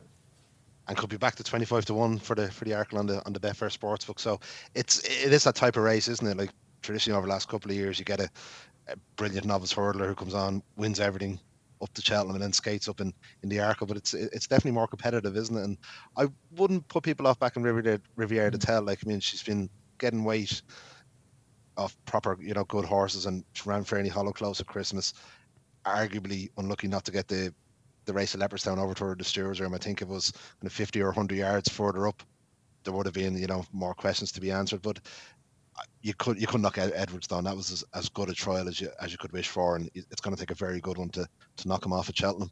Yeah, absolutely. We're talking about small fields and the way the races unfolded. How, again, the good thing about Edwardstown that we've just seen there, in comparison to Brave Man's Game, for example, earlier on, what he experienced there and what he's experienced at Sandown and what he experienced throughout the season is what he's going to get at Cheltenham. So he's proven he's ready for that sort of test. Yeah, without doubt. And I mean, obviously, he ran very well in the Betfair Hurdle as well the year before, didn't he? He's proper big race experience. To me, he just looks. You can be guilty of underestimating the class of horse like that because he just looks so straightforward and rock solid. As in it did. For Tom Cannon's point of view, if they don't go overly quick in the Arco, which is unlikely, but he can be. He can sit up sides in front, and he can dictate his own tempo. And if they go fast, he can slot him in and ride a waiting race. As in he's able to go out there, as we were discussing earlier. He can have all the plans he wants because he can put the horse wherever he wants. Whereas a lot of his rivals seem to have tactical flaws, or they're quite one-dimensional in the way they've got to be ridden. I saw Tommy at Fontwell the other week, and he just said he's just the easiest horse. Yeah. And Charlie just said there, he said you can, if it's too slow, you could sit him up there. You can do what you want with him. He's got that. I mean, he's 8 years old, isn't he? He's been there, done that. He's got an air of a horse of like, sure, I've seen it all. I can. Yeah. Whatever you want. Whatever you want me to do, I can do, and yeah. He's got the lot. He's a man for all seasons, like yourself, Batch. Newbury then. Back to Newbury then for the Denman chase here, and Clanders Oboe is a shade of odds against, which I thought maybe after Brave Man's Game that people could be piling into the Nichols runners, and this one could go odds on. But Royal Pagaille is challenging. Eldorado Allen, of course, has a chance up in trip. Imperial Aura is a little bit weak in the market, and might well be one that has lost his confidence. And Durasha Counter, who of course won the Ladbroke Trophy back in 2019. So that long ago. It's pre-pandemic, of course. What a world! Remember that? What 2019 feels about 10 years ago, doesn't it? But he's back over fences today. Alan, talk to us about this. Like I said, I thought Clanders Oboe might well firm up at the top of the betting, but he hasn't. Are you with the Nichols runner or against? I'm going to learn from my mistakes and go with Clanders Oboe, but Mattie be delighted to hear that. I do just think he's a good bit better than the rest of the contenders in here. Like Royal Pagaille probably needs softer conditions, doesn't he? Eldorado Allen, again, former at Tizard Yard, just a bit of a concern. Imperial Aura kind of hasn't hit the heights that it once did. So you'd imagine Clanders Oboe will be, ready for this contest. He's imagine he probably won't go to Cheltenham. It'll probably be Aintree and Punchestown like he won last year. I just think he's a high class horse, and can't see past him. So I'm going to go 25 win on Clanders Oboe for the Betfair Denman chase. There you go, Clanders Oboe then the selection for Alan at home. Are we on, Charlie? No, Royal Pagaille for me. I mean, the ground is possibly a negative, but I was mightily impressed. Again, going good horses running in handicaps by the Peter Marsh performance last time out, defying 163. Venetia Williams, it definitely isn't a negative, is it? And Charlie Deutsch, good rider, but is absolutely been a revelation this year. As in riding unbelievably well, and huge positive that as well. And I mean, Clanders Oboe's been beaten this before. And he just, for a very good horse, he always seems to me to be a horse that's vulnerable at times, and I just think in a race like this, again, Royal Pagaille looks very straightforward. Yeah, he's just under 2-1 then to back. Like I said, Venetia and Charlie Deutsch. Yeah, that confidence is clearly oozing through stable and jockey. Yeah, so it's great to see Charlie. I saw him ride a win around Fontwell the other day. He absolute peach. He sat out the back. and even sort of turning in, he was still taking a pull. And to do that at Fontwell, coming towards the ditch, as you say, he's just oozing with confidence. And he's got up and won, and it's... Was that Poniente? Was it That's that it, one? yeah. He went forth, still plenty to do, but... Absolute peach he gave it. But as you only ride races like that when your confidence is high. I do like Royal Pagaille. I just want to... I've sided with Eldorado Allen just because he won the Holden Gold Cup at Exeter. Then he's run at what I think to believe is 2 tracks that wouldn't suit him. Huntingdon and Kempton.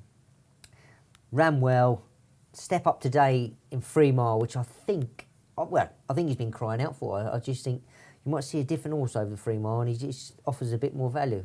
Okay, yeah, and like we were saying off air, the Tizard team, you Copperheads, Thistlecracks, Lost in Translations, Fiddle on the Roof. Yeah, Native River. I mean, basically, as soon as a Tizard horse steps up in trip, they go, "Thank you, this is what I've been waiting for." Yeah. They all seem to relish it. Be slow.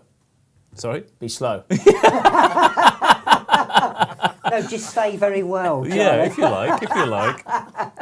They all seem to relish it. Yes, they relish the test. Absolutely, yeah. Slow then, Charlie. So the Charlie Post says Tizard's horses are slow is the headline for tomorrow. He's interested, isn't he, Eldorado Allen? Of course, this race has been won. I think it was Farmer Jack and Noland, I think, both stepped up in trip. First time here and won. From not that many. Normally, you get your normal 3 Mile sloggers, slow boats, if you prefer, come in here. So he's a different type of horse, and I think he's very interesting. I agree with you. Yeah. Every time I see him run, I think, he's been taken out of his comfort zone here. And I think this could really suit him. He does have to improve, but that's the point, isn't it? He could improve over this trip. That's what brings, the improvement. I'm hoping that over this trip, that will bring out that improvement. As you say, over them other 2 tracks, visually, it just looks like he's been done for toe. Yeah. And I say, over this trip, listen, he may not be good enough to go with the likes of Clan des Oboe and Royal Pagaille, but I'm hoping that the trip will bring that out. Okay. Again, we've got jockeys in the studio. If you are on a horse stepping up to 3 miles for the first time, is that in the back of your mind? Does that play into it, or do you just ride what the horse wants again? No, because Brendan's rode this horse. If you've rode a horse as many times as he's rode this horse, you've got a real good feeling if this is going to stay. Yeah, and for me, if you're stepping up in trip, I like people to go out and ride with confidence that they believe it's going to stay. Not be riding the race to try and help the horse to stay. If you think that what the horse needs to go up in trip, and he's a positive racer, which Eldorado Allen is, get him out there. And it looks like that's going to be the case. I mean, as it looks now, I mean, they're sort of all walking in sort of 5 abreast. So the worst thing Brendan would want, sorry, Charlie, is that they crawl over 3 mile and he gets done for toe over 3 mile. Yeah. You don't want to be coming back and saying, I've got done for toe. So don't leave any regrets on the track. That's it. That's it. Go. Okay. Make it a true 3 mile race. Viewers at home, you see, Clan has too much class for these, says Sam Caney. Nijinsky is with Eldorado Allen. Come on, Clanny, says Callum Lewis. Let's have it, Royal Pagaille, says Hugh Masson. Lone Philosopher fancies Imperial Aura. Does anyone fancy the Rasher Counter? Because that's we've got the whole bunch there. Quick word on Imperial Aura. Of course, he looked like he was going places. He really did. Things have gone awry. He doesn't look like he's going that many places right now, does he? I mean, he's very much on the sort of comeback track. Again, Kim Bailey's been very hit and miss in recent times as well. You know, as in it's not been a classic season for them as a team, and you know, they had a great year last year, didn't they? Yeah, exactly. It's a phenomenal year last year. It hasn't progressed from there. You know, it's been very stop-start. Pulled up behind Protectorat, a fall, you know, behind Aplutard when we saw him in November, and you'd have thought that this is a good fit for him though. Small field round Newbury, but surely plan A has got to be to get some confidence back into the horse. You know, like what you're saying about going out there with confidence about a horse staying the trip. Right now, David Bass is surely going out there thinking, let's just get this horse to run a race and run well and give something to build on. You know, and the Rasher Counter, it sounds like they're working back from the National. Yeah. I mean, when the trainer's already saying, as a quote, whether he takes a blow when they quicken, we'll see, and he needs to blow away the cobwebs, that's not confidence to me for today. No. And no confidence in the market about the Russia counter either. But more for Clander's Oboe. Royal Pagaille has drifted out. Clan's shortened up here, Alan. Yeah, just a shade of even money just as they jumped off there. And just a quick note on the last race, there was a stewards inquiry and Risk and Roll was placed 4th. So the big breakaway has been moved up 1 place to 3rd. So Brim and Water, Coeur de Leon, big breakaway now 3rd, and Risk and Roll 4th from the last race. So that's just information that just dropped a minute or two ago. Thank you for that, Alan. Affect the each-way bets. Eldorado Alan then jumps off in front over at Newbury from Clander's Oboe, Imperial Aura, Royal Pagaille and De Rasher Counter. And what were we talking about just before this race? Don't worry about will the horse stay riding it as if he will. And that's exactly what he's doing, Batch. Yeah, exactly. That's it. Brendan believes he's going to stay and he's going to make it a true test. Yeah, he's out in front with Imperial Aura and Clander's Oboe, Royal Pagaille and De Rasher Counter.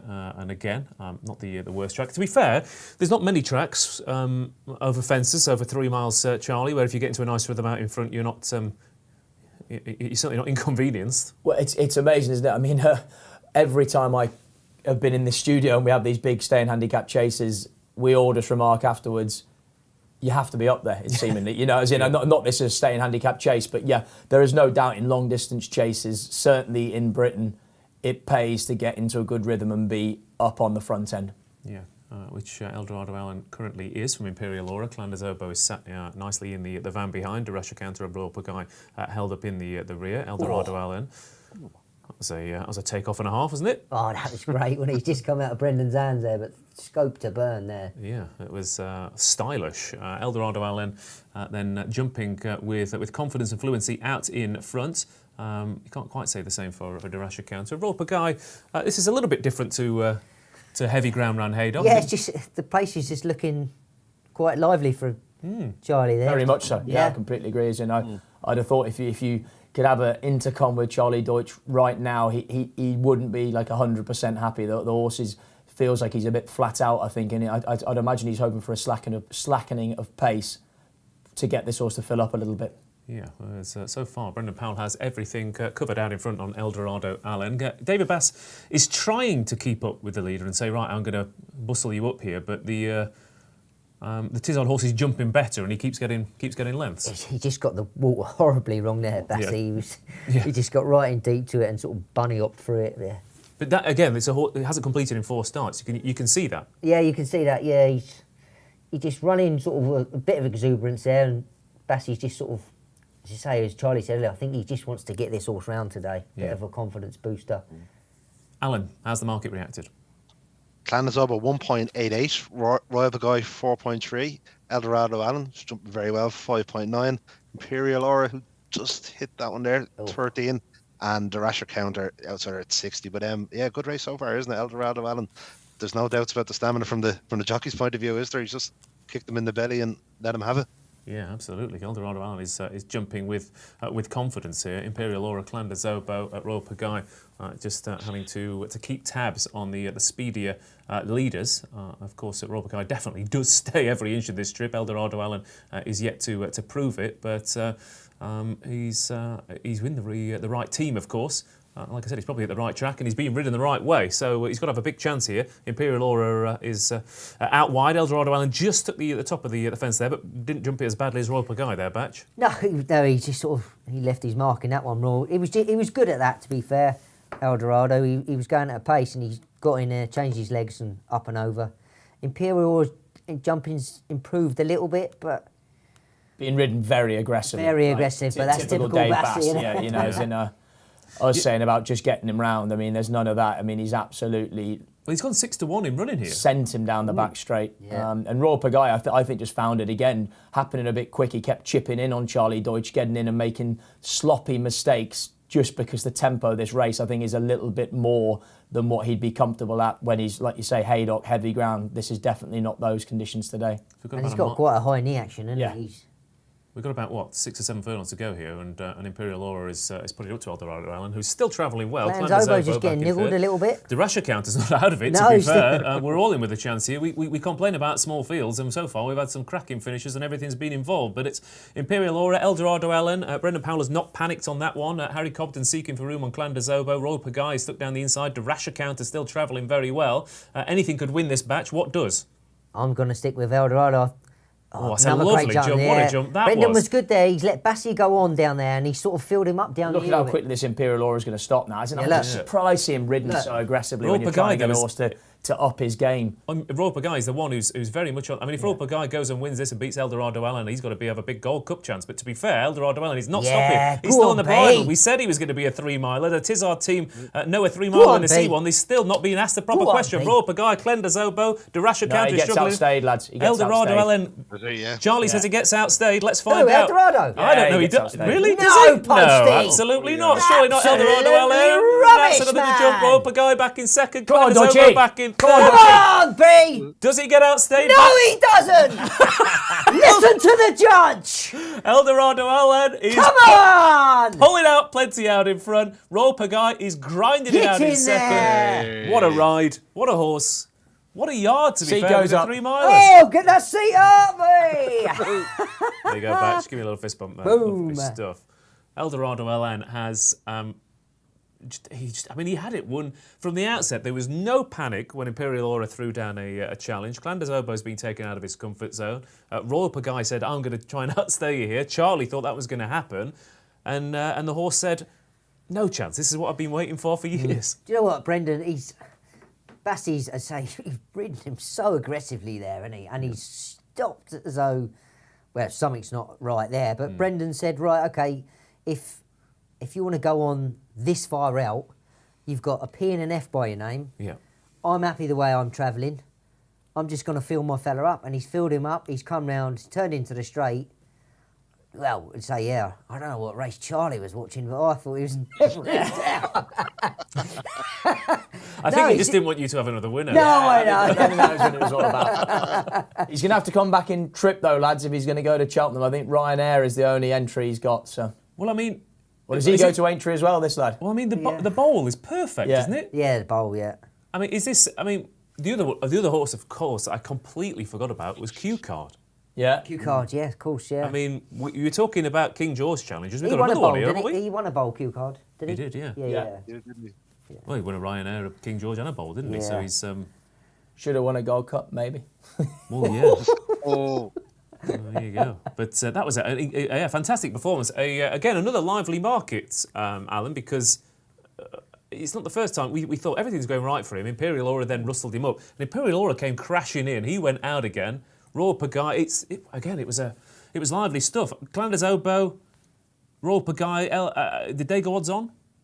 they didn't know. The Eldorado Allen hit a high of 12-1 though, which is interesting. That's like there was a few people who may not have thought he would have got home, but it was a brilliant race, wasn't it? And a brilliant ride as well. Like for a horse, it was stepping up and tripping. It's probably the right way to ride the horse, isn't it? The lads will be able to put me straight, but I suppose if you're confident that he will stay, there's no point in holding him back, is there? And just let him bowl along. And he loved life out in front, didn't he? And it was a hell of a performance.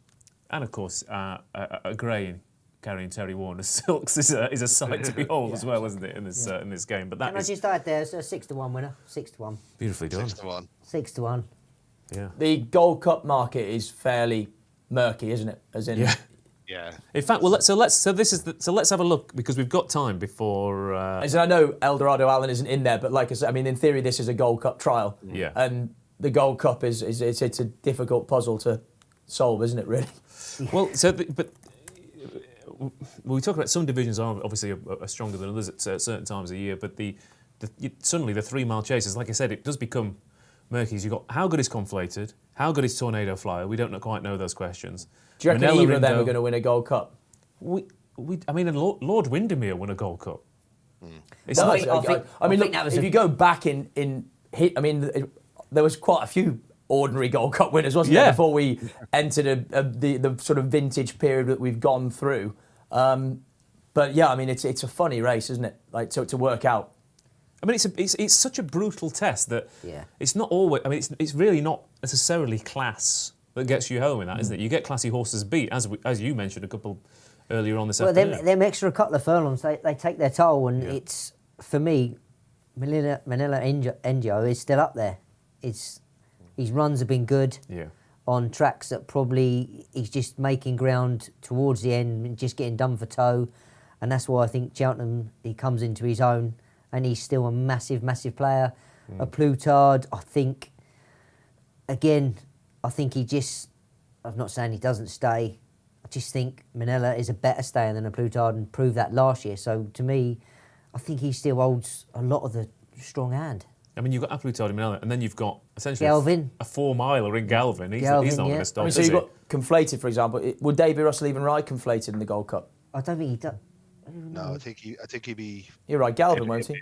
Yeah, if not contracted, I think he'll be on Galvin. But then what I'm saying is, like, you know, so like you're marking him up as a contender, but the jockey that's actually won the trial race on him probably actually won't choose to ride him in the Gold Cup.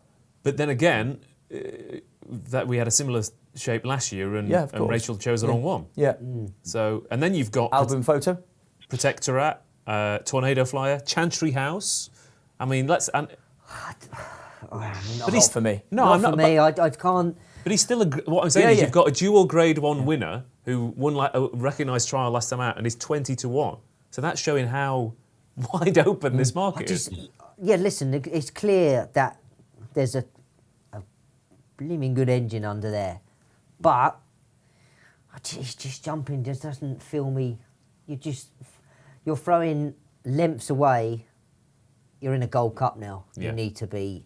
I think you need to be on your A game. I think you can't jump like that. His ability got him through the last day in the Gold Cup. I don't think you can get away with that. Although, ironically, he won a Grade 1 at this festival last year because his jumping was better than his exactly. rivals. So I guess, but you said Murky is. I mean, I'm suddenly really excited about the Gold Cup. It's a very openly competitive contest, isn't it? Because there's not really a standout. They've all definitely got vulnerabilities, and so it's a race to be excited about, because right now you're not going in there thinking this is already over, if that makes sense. So and some years you think, there's 12 horses lined up. There's only 2 really in it. But you get the feeling that anything that lines up has a bit of a chance at the moment. 100%, yeah. Let's have a look what we got at home. Yeah, of course, Coney Gree, Don Cossack, Synchronised, Lord Windermere were all, they were the best on... They were slow, weren't they? They were slow, moderate. I mean, I still do. I still cannot get my head around how Lord Windermere managed to keep that race. But he carried the Mullins horse of Graham Wiley's across the track. Did Coney Gree win well? I've never watched it. Have you not? I've never watched it. Did it win well? Coney Gree. Do you remember Coney Gree? No. I still haven't watched the Gold Cup. No. Did he win a Denman chase or not? He did, yeah. Do you know the worst thing about it? I was hosting at Newbury, standing by the last, watching it. You cheer him home? Oh yeah, I did, yeah. Yeah. Come on. Yeah. You're very gracious. I think, You did that classic jockey. You're pleased for the team. Yeah. Essentially, what you did is you loosened the lid of the. Well, I know you've opened it, but I loosened the lid. Yeah. That's what you did, isn't it? That's exactly what I loosened did. the Yeah. lid. I made him what he was. Yeah, exactly that. Couldn't do it without Batch. And I mean, I think Dickie rode it in the Denman as well. Yeah, I think you're right. Yeah, needed the money, I think. Whereas, of course, Batch, you are here out of the goodness of your own heart this afternoon. But Alan, tell us about another Alan. Have we had a Ryanair move there? He was 16-1 just before the start of the race, and now he is still 16-1, so unchanged for the Ryanair. Allaho, even money. Energamine 8-1, but you'd imagine he'll be second to Shishkin on the Wednesday in the Queen Mother, St Calvados. Is he genuinely being unchanged for the Ryanair? Because that's 16-1. I think, along with Envoy Allen at 16-1 and Chacham Poursois at 20s. Can he beat Allaho? Well, not if we have the Allaho that turned up last year. Yeah, that's it, isn't it? That's the question. That said, there's not. If anything, a lot of horses last year couldn't go with Alho early. I think he's got the speed to go with him early. Yeah, he's got boot, hasn't he? I mean, like, touchwood, he's a fine jumper of a fence, isn't he? I mean, like that was like, that's really good. That was really good to watch. Awesome, yeah. Yeah. Yeah, where he come out of his hands there as well, he was early doors. He was just scope and then went to the next. Yeah, and as you boys had said, you know, that you thought the step up in trip was just what he needed. And I think his jumping was even better because of it. You know, like just going that half a gear slower and being able to dominate like he did was great, yeah. Yeah, because at Huntington, I mean, if he hadn't have ballooned one, he would have been right in there, and he was still coming back. So, But that's a classic case. They're just going that little bit. As Royal Pagard, you've just seen there. They're just going out of their comfort zone. Yeah. And it affects their jumping. He's a contender, you know. If the ground was soft for a Gold Cup, Royal Pagard, I think he has to come into the mix because he's a thorough stayer. Yeah. With a bit of class, and so I think you've got to chuck him in there if as Dan Skelton predicted that once it starts raining it won't stop, you know. So, like. I mean, what if it never starts raining? Exactly. Yeah. That's the question. Yeah, we sit here going, sorry, it's been 10 years now since we've had a heavy ground meeting. The 3 mile division suddenly, obviously, it's not, like I said, it's not all about the Gold Cup. It is kind of all the divisions, I feel like it's the best plotted throughout the season to have really interesting talking points. We're talking about 2 mile hurdles very shortly. The 2 mile hurdle division, it's almost like there's so many races throughout the year that you kind of get a bit bored of the horses turning up. But the 3 milers, there's not a single dull contest, grade 1, grade 2, whatever you name it. Like you said, the staying handicap chasers, even they throw up an improver every now and then. Yeah, that's the one who seems that's the one that seems every 6 or 8 weeks you get another. And do you think there's too many options in the other divisions then, as in for them to avoid each other? It feels like it, doesn't it? Yeah. I mean, so we'll get to the Betfair hurdle in a second, but say a second, a bit longer than that. But part of the reason why I think there's so few runners this year is because none of them have been abandoned. And I was looking at the numbers, and there's been 21 possible options for 2 mile hurdlers since the turn of the year. The average over the last 10 years is, I think it was 16.8. So there's been significantly more options for those horses. You've had your contenders hurdles, and because obviously the Betfair hurdle's open to juveniles as well. And now there's a Scottish Triumph hurdle. There's that listed race at Doncaster, all within a few weeks of each other. Yeah. As you say, there's not been many that have been called off through January, February, is there? No. A lot more. Has there been an abandonment in Britain since the turn of the year? I can't think of one off the top of my head, but. It'd be waterlogging, wouldn't it? But I don't think there's. I vaguely remember Bangor being abandoned at one point, but that was about. I think it was 2 meetings in the entire month. Going back to Royal Brigade, has he got a Grand National entry? I don't know if they've come out yet. I'll tell you. Good question. I'll check now. Not on not on the screen. So I mean, he's obviously if it does go soft, he's a Betfair chase horse through and through every season. He's potentially a Bristol demise, isn't he, Alan? He is, isn't he? The question would be if the ground didn't come up soft, how competitive he would be. You know, it's the Gold Cup's. It's fascinating, isn't it? Like I was at Leopardstown last week, and when Conflated came around the final turn, it's almost as if the air got taken out of the crowd. We couldn't believe what we saw. So it's going to be a fascinating race. Like a Plutard was shade maybe unlucky to lose a Christmas. Like I think if Rachel Blackmore had the race back, she would have kind of just counted to 10 maybe and gone a stride or two later.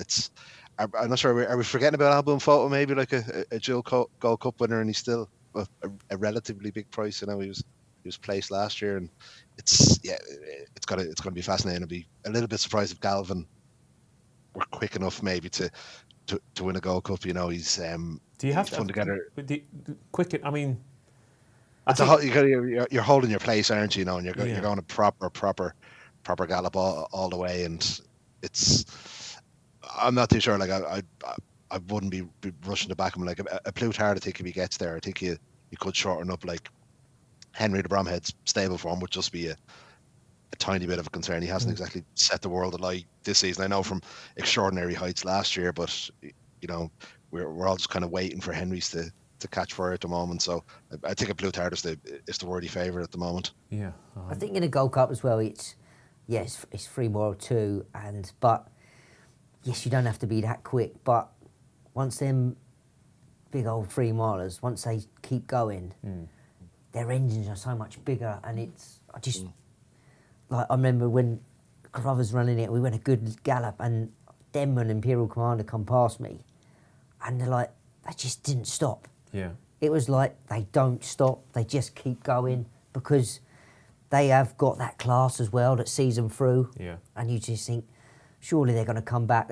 But they don't. They don't grind it out. They've got class, and that's what keeps them going. I mean, and the Gold Cup's an incredible race to watch. I mean, God knows what it's like to ride it. I mean, you must, because when you're watching it on the TV, you think this is relentless. Like, there is never, every mistake is punished. Every fence has to be met, perfectly, or another horse will, and you get. I mean, look, Carruthers was a relentless galloper. Yeah. And even he struggled. He had to get a breather and then go again, because listen, he wasn't a Grade 1 horse. He'd win the Grade 2s on soft, heavy ground. As soon as the ground went sort of good to soft, he found one too good. So he was slow, Charlie, I think is what he's saying. I think that's what Mattie's getting at. He just doesn't want to say it. I cannot sit here and say Carruthers was slow, can I? What he done? Yeah, but slow and steady wins races. Yeah. There's nothing wrong with that. Nothing wrong with that at all. So really starting to hot up. I think there's all sorts of debates going on. Nijinsky says one thing is certain: there's no Gold Cup winner in the race we've just seen. So there's that to bear in mind. Flanders Obo, obviously the bowl is his race, and he's getting on a bit now. He's starting to get to that point where horses over this trip don't win Grade 1s.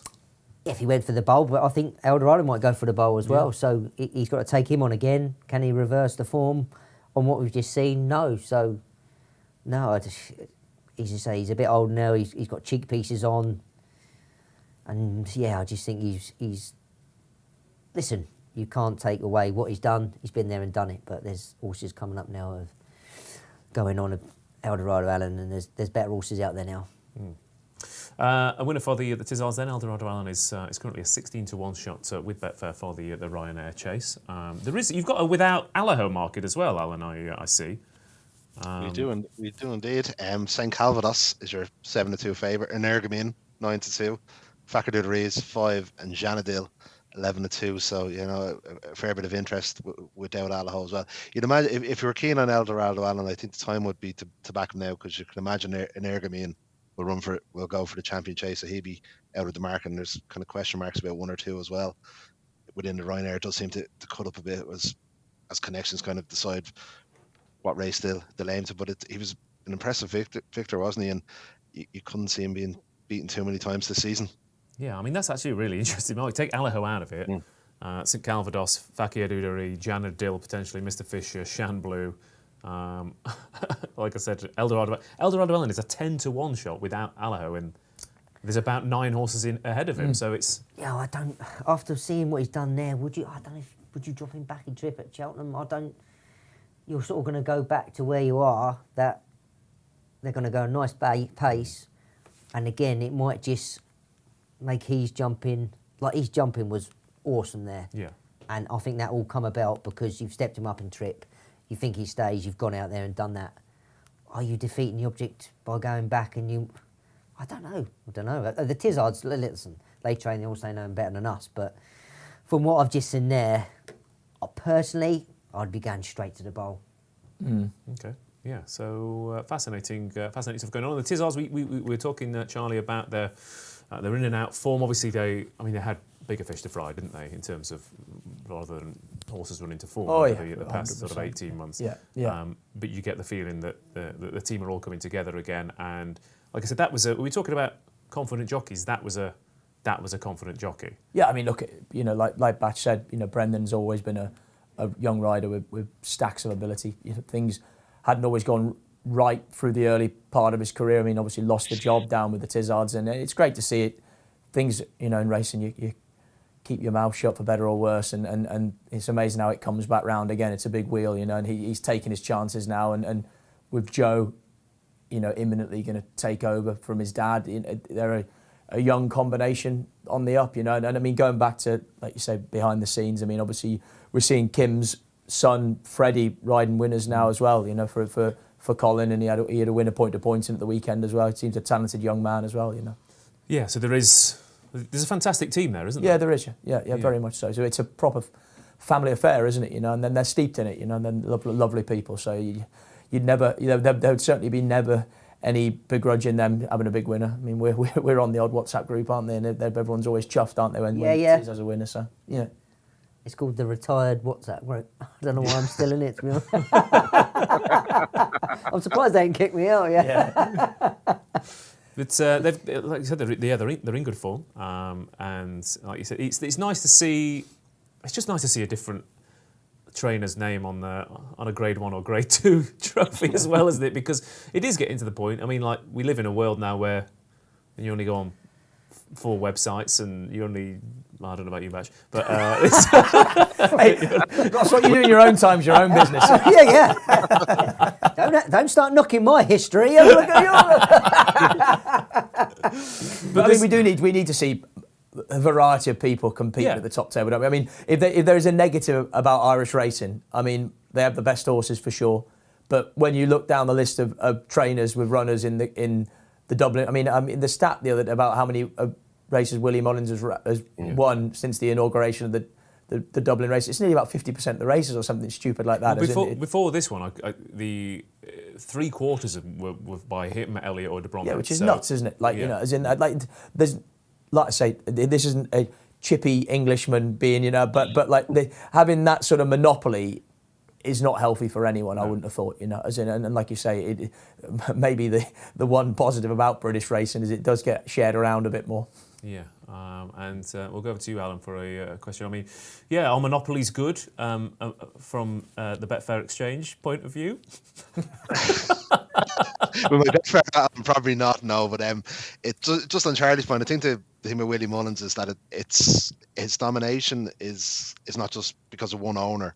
Or, you know, once had it, you know, like, I think it was a 6th grade once that he won at Leopardstown last weekend, and for a variety of different owners, you know, like, just if you take like the Gallopin de Champs, Chasham Pursois, a couple of the novice hurdlers as well, it's still very, very competitive, you know. Like, if you try to win a maiden hurdle in Ireland, you're going up, like, Willie's going up against Noel Meade, Gordon Elliott, Henry de Bromhead, you know, it's still, you know, very, very, very competitive. It's going back years now, but I remember the Irish trying to get one winner at Cheltenham was a cause for celebration. So we long for those days again, don't we? Yeah. I think they come back, the better, Alan. I think it was the Imperial Call when he won the Gold Cup. I think it was nearly a national holiday when he won the Gold Cup in 95 or 96. So it's, you know, we're enjoying it while we can, but it's like everything, isn't it? It's just it swings and roundabouts, and it's once you have the stock, I think that's half the battle, isn't it? You know, it's once you have the material and getting into the right hands. But Willie's just a phenomenal trainer, you know. Like, just it's all well having the ammunition, isn't it? But he rarely misses, doesn't he? I don't remember Imperial Call. I'm a bit too young for that. Yeah. Show me age now, Matty. That's show your age. Yeah. You're not riding the race, no.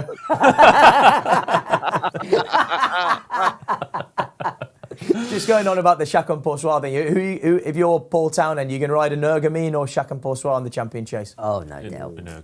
Nergamine. Yeah. Definitely. Yeah. I mean, it you know, age catches up with us all, doesn't it? Essentially. Again, speak for yourself, Ross. Yeah. I don't know. You know, as a man in his mid to late 30s, you know, I'm getting on a bit. You that young? He's had a very hard paper round, hasn't he, old Ross? I had 2. I had one in the morning and one in the evening. Absolutely tiring. Absolutely, I was made to work for that money, I tell you.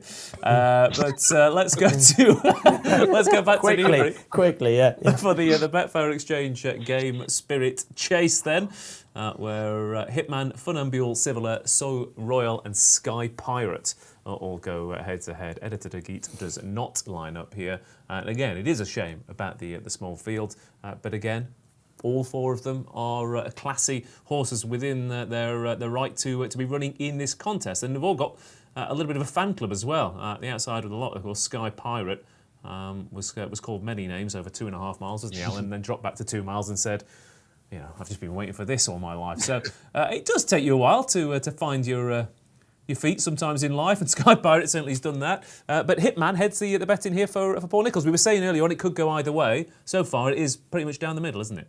Down the middle, and I'm leaning to go with Hitman here now as well. I think he's primed to run a very, very big race. Now he's been second twice this year. Arguably could and should have been closer to Grenadine in the Tingle Creek.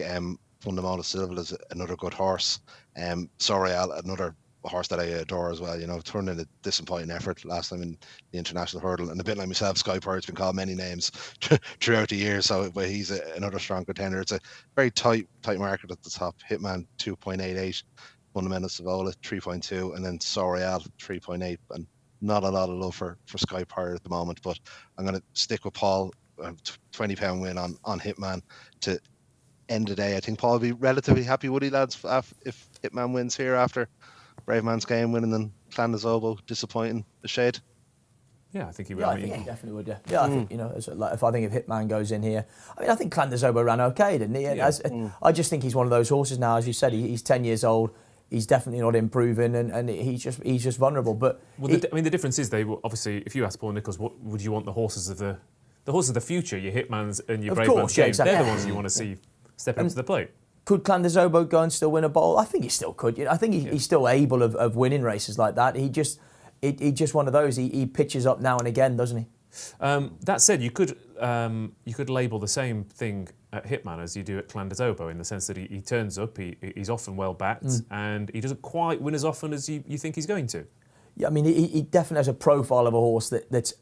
You'd have to say he's a bit of an underachiever right now, wouldn't you? I mean, much as for a horse that's second in a Tingle Creek and second in a Holden Gold Cup, I mean, you'd still love to own him, but you kind of always get the vibe with this horse that behind the scenes they're expecting even more than he's quite delivered just yet. He's only won 2 Class 3 races at Newbury and Poste last. Exactly. So despite how many races he's running and run creditably, he's still not got his head in front in one, has he? Yeah, the lofty rating of 160, but he hasn't won actually a grader race, has he? So like. Are you backing him today? I'm with him today. Yeah. I am yeah, today's the day. Yeah, fair enough. Yeah, as in, because I do agree with Alan. I think he was. I don't think he'd have beat Grenadine at Sandown, but he probably should have been a bit closer. And I just think. Again, Newbury I think Newbury's a good fit for him, and he is only a 6-year-old still. There's time for this horse to keep improving, and I think against these, Funambule Savola is again we've gone on and on. Venetia's actually had a slightly below par day, hasn't she? They've all ran well in these graded races without winning. You start to wonder maybe the ground's tightening up a bit. Is that having an effect? I don't know. And again, they're horses that have sort of been winning races throughout the season, and now they're having to take their chance in graded company, but he's a contender. So Royale is just an absolute darling of a horse, isn't he? Hurdles, chasing, it all comes alike to him. This is his 31st run in Class 1 company. Amazing, isn't it? Yeah. And the other 3 have had 12 between them. So he just turns up and he never, ever lets you down. And it doesn't matter whether it's hurdles or fences, he just adapts and just gets on with it. Left-handed, right-handed, flat track, stiff finish, whatever. He just does it all. Yeah, and he's been freshened up since the international, and again, he rates a player, doesn't he? Sky Pirate has been a revelation since he's been dropped back to 2 mile, but he's you'd have to say he's vulnerable in this sort of company, isn't he? It's going to take another step forward for him to be winning the race like this. I agree, but then you kind of look at, for example, the RPRs that these horses have been running against. Hitman did 165 last time out, but everything else has been sub 160. Funambule Savola, couple of 160s. So Royale, couple of 160s. Sky Pirate, 161. Yeah, he's on the money all the time, isn't he? He's another one who runs the same race. Batch, you're in good form today. You've had 3 winners. I'm going with Savola. I liked his win at Donny. It was on good ground. He's definitely improved from last year to this year. Last year, he ran against the mighty Shishkin. And, all right, Shishkin won well, but he took keen hold. He didn't jump well.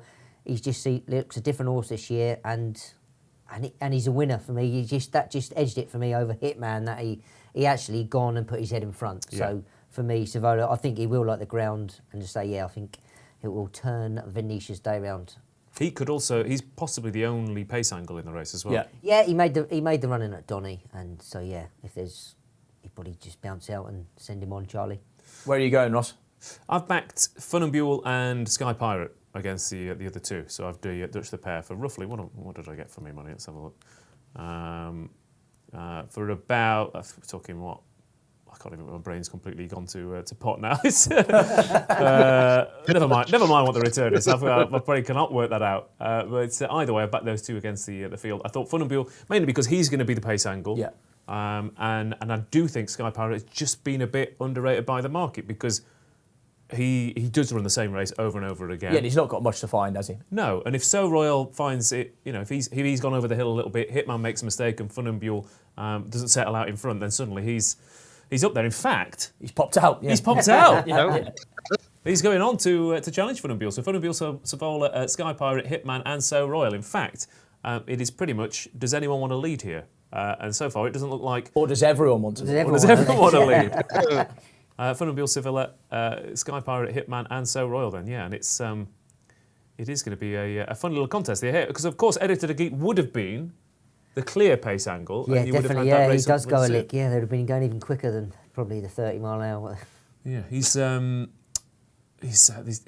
very big, is he? Fun and Buell Sevilla. There's not much scope there, but he jumps well. He's just got over the water jump there in front from Sky Pirate, Hitman, and So Royal is held up last at the moment. So Royal, of course, won this last year, beating Champ, yeah. which was quite the contest, wasn't it?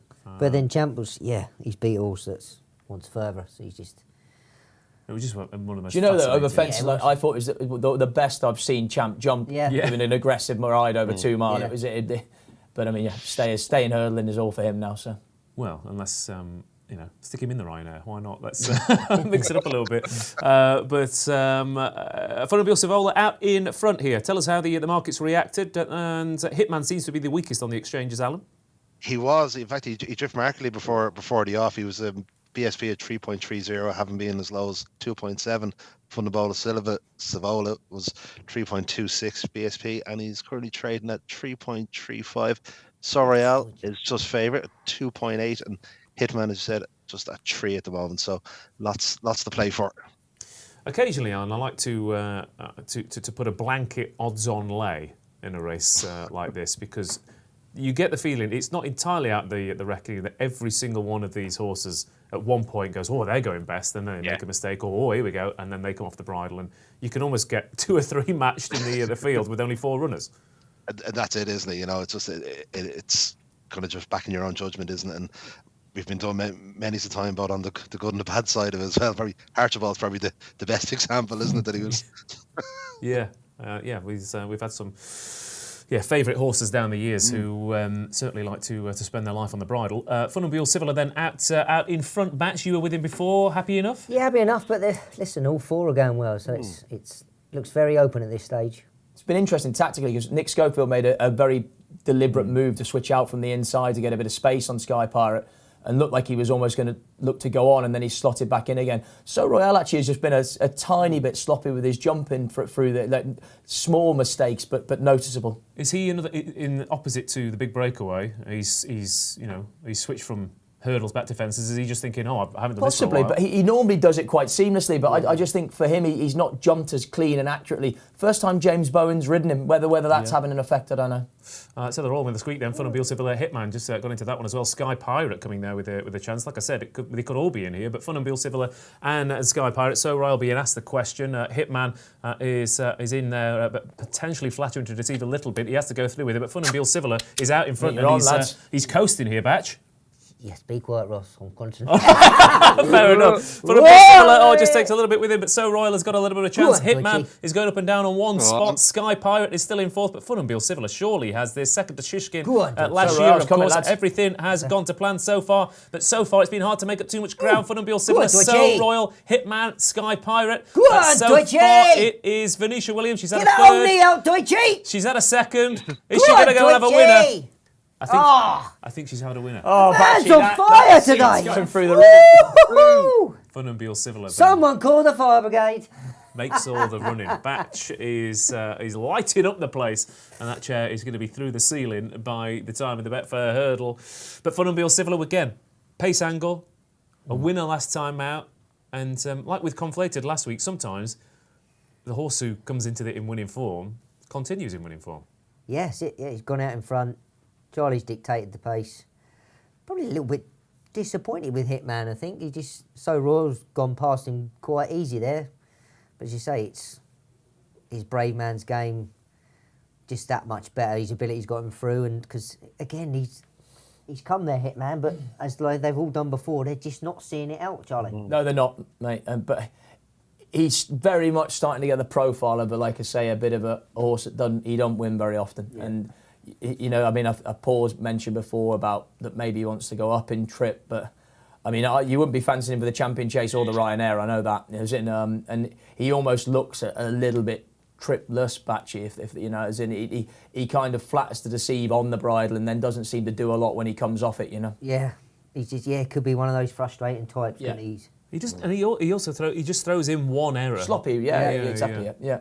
I mean, he's not raced over hurdles for Current Connections. He came over from France. They've gone straight over fences. Is there a possibility they might not? Obviously, he's a very different horse to big bucks, but just go. Let's scrap the chasing game. Let's have a crack over hurdles. It wouldn't be the first time Paul's done something like that, was it? You know, he's certainly not frightened to make a bold move, and yeah, I mean, you're almost watching him thinking that he maybe wants a bit of headgear on or something as well. Yeah. Like, is it even some cheap pieces? He just, like you said, he makes sloppy errors, and like even there over there, I think it's the second last, he's in tight, but he's just not very neat doing it. You know, it doesn't look that easy jumping to him. And you look at the strike. I mean, it looks like Funambule Civil is obviously you've got a small horse. You've got all these things to consider, but there's not a lot of gears there for Hitman, is there? Not at all. No. Not at all. So, whereas Edward Stone, we said was a staying 2-miler, but does seem to have gears as well. Yeah, and sees the trip. He sees it out really good as well, Edward Stone, to say, listen... There's not often that you see Hitman hit the line hard, you know, as in he's very rarely finishing well, you know. Yeah. Take away, everyone's Nichols is under a cloud, this and that. You watch Hitman's runs, as say, Charlie's hit the nail on the head. He doesn't come through the line. No, and that's you could start questioning, he just could be tripless. He could be one of those horses. And yeah. I mean, try something else then. Why not? Like exactly. Mix it up. Funambule Civil, though, wins the Game Spirit Chase for Nisha Williams and Charlie Deutsch. Like I said, they're having a very good season. Long Presse last week. Brave Shashka ran all right. Royal Pagaille ran all right. Funambule Civil goes and wins. So I think most trainers with 3 runners in 3 Grade 2s in a day, Alan, would settle for a first, second and third. But nothing really looked like it was going to get past him. Was there anything lively in the market, or was it fairly straightforward? He traded 7-1. He did in running, which was noticeable. Yeah, just when I think maybe going to the second or third last when Hitman looked like he was about to lay down a challenge, and Sir Royale as well. But it was disappointing from Hitman, wasn't it? And it'd be interesting to see Nichols' thoughts now on the day after the three big horses ran. You know, I would just say we haven't picked this because we're not covering it, but he has had a 13-length winner at Uttoxeter in a handicap hurdle as well. So it's not. I mean, given how 2022's been, they just want to get winner. You just need to get back in the swing. Like, no different to anyone. Like, they want confidence, you know, and everyone breeds off of confidence. You know, Paul and his team, and he's every bit as vulnerable as the rest of us when you're having that sort of run of form. Like you say, you don't care if it's Uttoxeter or Cheltenham. You want winners on the board to make you go home at night and feel better about the job. And at least they've had 2 winners on a Saturday, you know. Yeah. Just watching this little horse, he's an absolute bunny, isn't he? He's a terrier of a horse, and he magic to jump. I mean, he must be lovely to ride. I mean, he's trapping down to the last there, Charlie, and he that is the hardest thing to do for horse, Ross, is like your horses, their meets, fences spot on, they're born and built to come up with scope. They're built to do that. But the hardest thing for a horse to do, and Charlie agrees with what he teaches his youngsters, is to get in deep to a fence or a hurdle. And that horse has just done that at the last, going at speed. To do that, it's, again, going back as for a jockey to ride that. That's what you want to see him do, Charlie, and go in and do that. But this horse is like, he's not very big, but he's very like nimble and quick with his feet, and he makes a real effort. Whereas you look at Hitman, he's got like, he's an imposing physical model, he's a big, scopy mover, and yet when it comes to the jumping, he's everything that the other horse is. He's everything the other horse isn't. As in he's not neat, he's not quick, he makes sloppy errors, he lands in a bit of a heap, and it just never looks slick to me. Yeah, I mean, you see a horse with the shape and the physical scope of a Hitman versus a Funambule Civil, and people say, "Oh, make a chaser, make a chaser." Yeah, exactly. And it's not that simple. It's not that simple. Yeah. Big Butts was the same. You look at him in the flesh, and you see him, and he just cried out, "Oh, this is going to make some chaser." Yeah. And bottom line is, he couldn't jump a fence. Yeah. You know yourself, like you go out into the paddock and see a big unit of a horse, and you'd be like, it looks like a giraffe with a big long back on it, and you're like, oh god. And everyone's going size and scope to be a chaser, and you're thinking, looks like it could headbutt fences as well. Like, as in it looks like it's got no bend in it, and how nimble is it going to be? And then you get a small horse that people say, oh, I wonder who's got the scope to jump a fence, and yet they're like a ball of elastic. You can put them wherever you want. They're quick on their feet. They're nimble, and yes, sometimes that. Being massive does not mean that they're going to be great jumpers. Yeah, and again, I know I like to make football analogies almost, but you see some footballers who are sort of 5'9", 5'10", but they've got that spring. Yeah, exactly. They're winning headers that they have no right to win. Yeah. Who's it for Liverpool? Jota, as in he's brilliant in the air, like scores. And Richarlison as well from Everton. It's a very similar. similar. You kind of think, how have you come out of these five players around you are all 6'4", 6'5", and you've won that header? Look at me, Ross. I'm 5'0". I am a salmon. Are you? I'm salmon. In the sense that you're swimming the completely opposite way upstream to everyone else, is that it? Jump like a salmon, Ross. Tell you. Lovely stuff. Yeah. Are you a player? Actually, Poste is. Yeah. Poste's a player. Do you remember the time we had the jockeys match against the Hollyoaks 11 down in Brighton? Oh dear. Are we allowed to? Does it sound like a story? Let's go to Warwick. Yeah, first, let's go. Moving swiftly along. I'm just thinking, jockeys versus Hollyoaks in Brighton doesn't sound. I mean, can we say that on the afternoon? I don't know. Let's find out. But it'll have to be after the watershed, that one. Yeah. Come back on a Friday night. yeah. Betfair Racing Post Live after dark.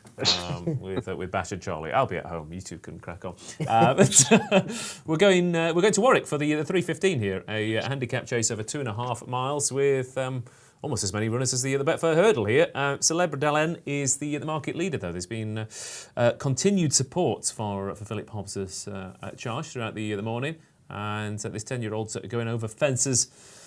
After 2 wins over hurdles, is about 3.8 to back. But Falco Blitz, Cheddleton, Dinny, Lacey and Jacquemart all at single figures as well here, Alan. And fascinating this because the favourite has clearly an engine and plenty of talent, but has to do something very different here today. It does indeed. Now it's a fascinating market, as you say. He's currently 3.7. Falco Blitz is 8.2 on the drift markedly. Couple for support there. Dinny Lacey, interesting jockey book, and Robbie Power coming over, and Jacquemart for Harry Reid as well. They're about 8.8 currently. The one that I like is Chennington. Obviously, hasn't just won this season yet, but it's been in the places on its 3 starts. So I'm going to have a small win, 15 win on Chennington in the win market to hopefully kick us on into the Betfair Hurdle. 50 that, yeah. 15. Alan, can you change that, please? That's my selection. Can you change that? We just had a 0, Matty, will we? Oh. Cheddleton, then. Cheddleton for me, yeah. I'd say last 2 runs, he's won at Cheltenham behind Edit DeGee, was a good run. And again, there's another one that is stepping up in trip that I will bring out improvement. Ross, what do you think? I think there's something fishy about him. Yeah, but no, I can. I can see it. He's a very similar type in the sense that you kind of think, when are they going to give him the test that they've given him today? And the Candlish Yard, another one who they often step their horses up in trip and they improve for mint conditions. The first one that springs to mind. She's a very good trainer. I think she's having a good season. Every time I sort of look at the results, she's having a winner's ear there and everywhere. And as well, Shawnee Quinlan, another bit like Brendan, always been a good rider. Went up north and got his breaks. And every time now, if you see the results up north, you won't go without seeing the results with Brian Hughes, Henry Brook and Quinlan riding winners. Saying that though, Henry Brook's coming round for down at Warren Greatchicks now, but he's absolutely gutted. He used to ride a winner every day up north.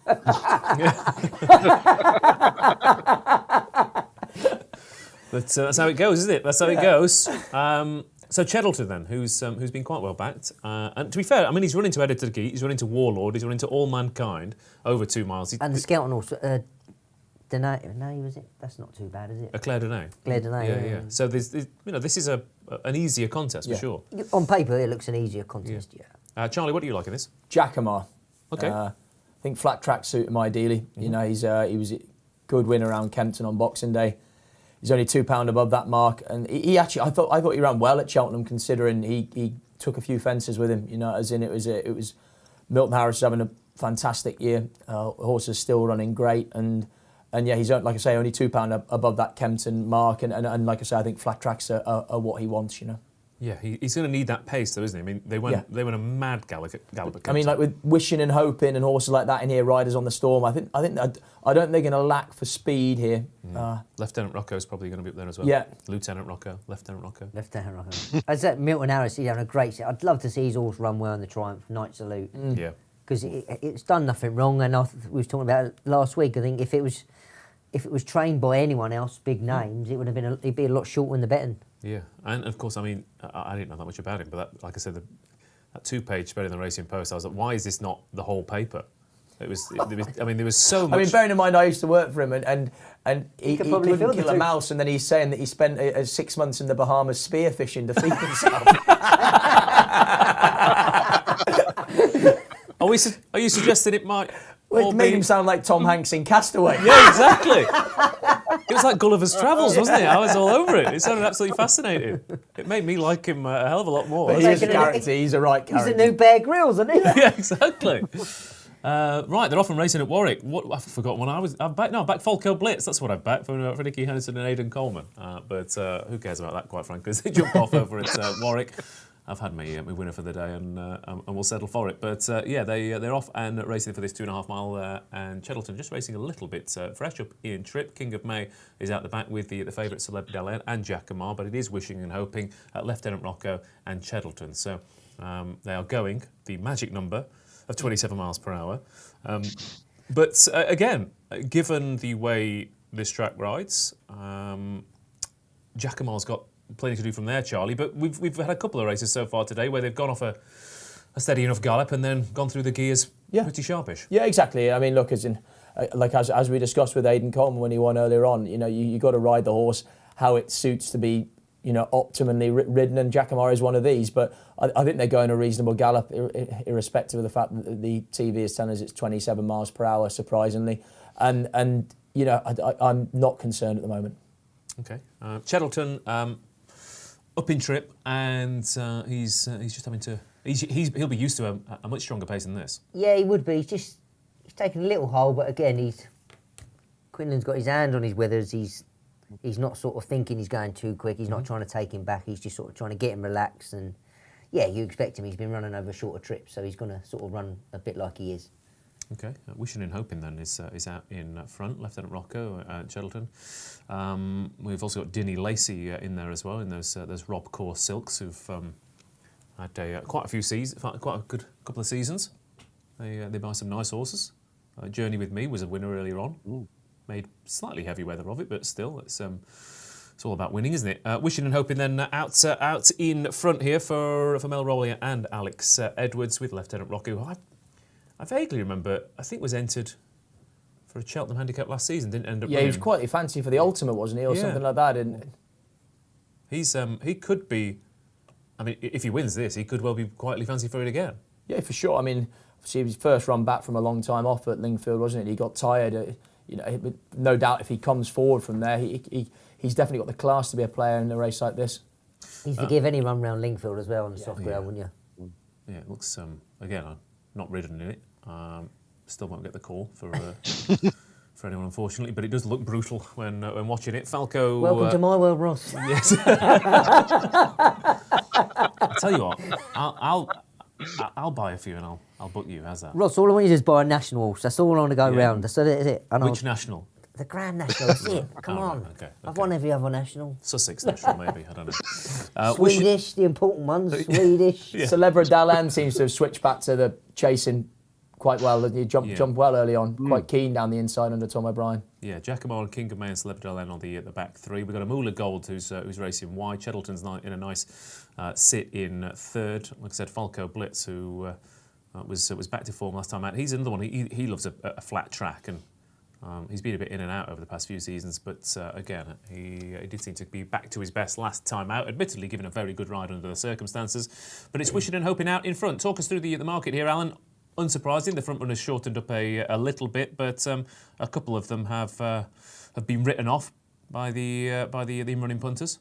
Yeah, Celebra Land just favoured at the moment, 4.1. Chettleton has jumped quite well, I think. Oh, speaking of the devil, is out to 5.5. Lieutenant Rocco is second favourite now at 4.7. So yeah, it's a fluctuating market, isn't it? Now it's beginning to hot up. So yeah, Celebra Land 2.25 as we speak, in running favourite. Yeah, travelling incredibly well. Of course, for owners who have landed a touch or two at the festival in their time as well. Wishing and hoping out in front then. They're going through the gears here. Chettleton, Giacomo is on the heels and needs them to stop in front. Celebra Dalan is still travelling well, but is now having to be asked the question. It's still wishing and hoping out in front. Dinny Lacey, though, is the one who's catching the eye. Chettleton in with the squeak, Batch? Yeah, he's just gotten a bit close to the last few. I just think he's just coming off it a little bit now. Celebra Dalan looking for a gap, but wishing and hoping Wishing and hoping in front, lads, they're going to have to keep going some to get by him, and the front runner again, they're seeing some best effect around Warwick. Here comes Celebra Dalan, though, who is he's pulling double and looks to have a leading chance. Wishing and hoping from Celebra Dalan. So lads, to get past this front runner, though, it is very tough to get past them at Warwick. We saw the Classic Chase won by the Lavelle horse straight from the front as well, but it's wishing and hoping. Celebra Dalan, though, now being challenged on the outside. Tom O'Brien is bringing the favourite, but he's running up and down on the spot. Wishing and hoping, still going through it down in front. Celebra Dalan, though, going through the gears, and he's starting to pick up Wishing and hoping, going for the hat-trick, gets the hat-trick. And goes on to score, but in the end by quite a cosy length. Wishing and hoping second. There was Daylight back into third, and we might have a festival handicap horse on our hands there, Batch. Yeah, good ride by Tommy. Just looked like he was sort of not going to get there and gone past him with consummate ease in the end, and sort of sat up going to the line. Yeah, it could well be nicely handicapped. I can't. Obviously he had. Is it Ballynagore? That was the good one with David Pye, wasn't it? Yeah, Pipes, wasn't it? Yeah. I think, was it the ultimate? They landed a bit of a touch with that one? Yeah, I think so. Yeah. I mean, obviously off today, 135. You're gonna go up at least 7 for that, isn't he? I'd have thought. Then they pulled a long way clear. So Ballynagore won it off 140. So Ballynagore did. Yeah. And he's gonna be just above that, isn't he? So he'll definitely get in. He'll be enough a nice weight and. Yeah, I mean, it seems an obvious route for him after that. Yeah, lovely stuff then from Celebra Dalan. Wishing and hoping the second went odds on there, unsurprisingly, Alan. But that's impressive. It's not a track where you normally see those smooth travellers go past 5 or 6 horses and win like that. So, he was pretty strong in the market throughout, but I still think that's a pretty impressive performance. Yeah, he won very tidily, didn't he? I was just speaking of wishing and hoping. 1.85 is the low that he hit in running. But as you said, the winner was very, very impressive. Now it'd be interesting to see which race he'll pitch up at Cheltenham. But he's definitely a horse on the rise, isn't he? Very much so. Beats wishing and hoping. And Philip Hobbs, of course, will be hoping that Time Hill runs a big race in the Stayers Hurdle. But the handicap has obviously had a fairly tough time with this horse. Very much. You're talking about egg on the face for the handicapper. He said, "Oh yeah, I think this is a 120 horse." A couple of starts ago, he's going to end up a 150 horse at this rate. Yeah. You're right there, Batch. I was looking at Nice. Oh no, that's all right. I thought you were looking at yourself on the telly then. I was like, who's that? No, I know I look good anyway. I don't have to look at myself, right? But I mean, yeah, you're struggling to see the ceiling of that horse's ability, aren't you? I mean, like I thought that was very impressive. I mean, on good ground around Warwick, we've said all day it's not that easy to come from out the back, and he's dropped right in. And like once he's got there in the last 100 yards, I mean, he's readily asserted. I mean, I think it was value for more than the winning margin, value for a lot more than that. And certainly you wouldn't be not fancying him off a low 140s next time out, would you? No. Ridden very similar to Maria's Rock earlier, just quietly, and crept there and he's won it cosily in the end. And again, in contrast, like I said, last time we were at Warwick, all the front runners won. It's certainly not been that way today. It's just the ground's a little bit better today, and Yeah, it's maybe easy to pick up a bit. Get away with sort of riding races like that because you can better ground. It's easier to make them lengths up on soft ground. It's not. So, yes, the ground would be key to that. Celebrity Land then, possibly, I'd almost say one of the most impressive winners of the day, given how cosily you made up that ground. I think he could be very interesting indeed come March. But a nice pot there, 26 grand picked up by Philip Hobbs and Alan Stennett there for Celeb Dalen. As we move from Warwick to Newbury for the Betfair Hurdle.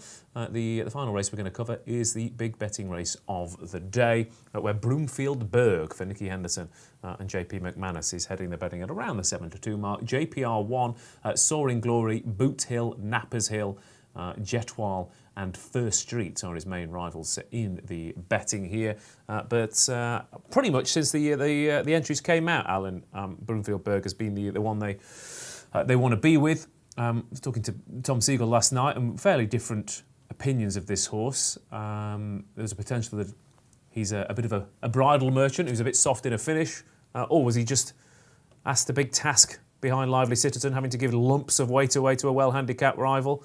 Either way, he could be a bit of a my 10 tour yours potentially.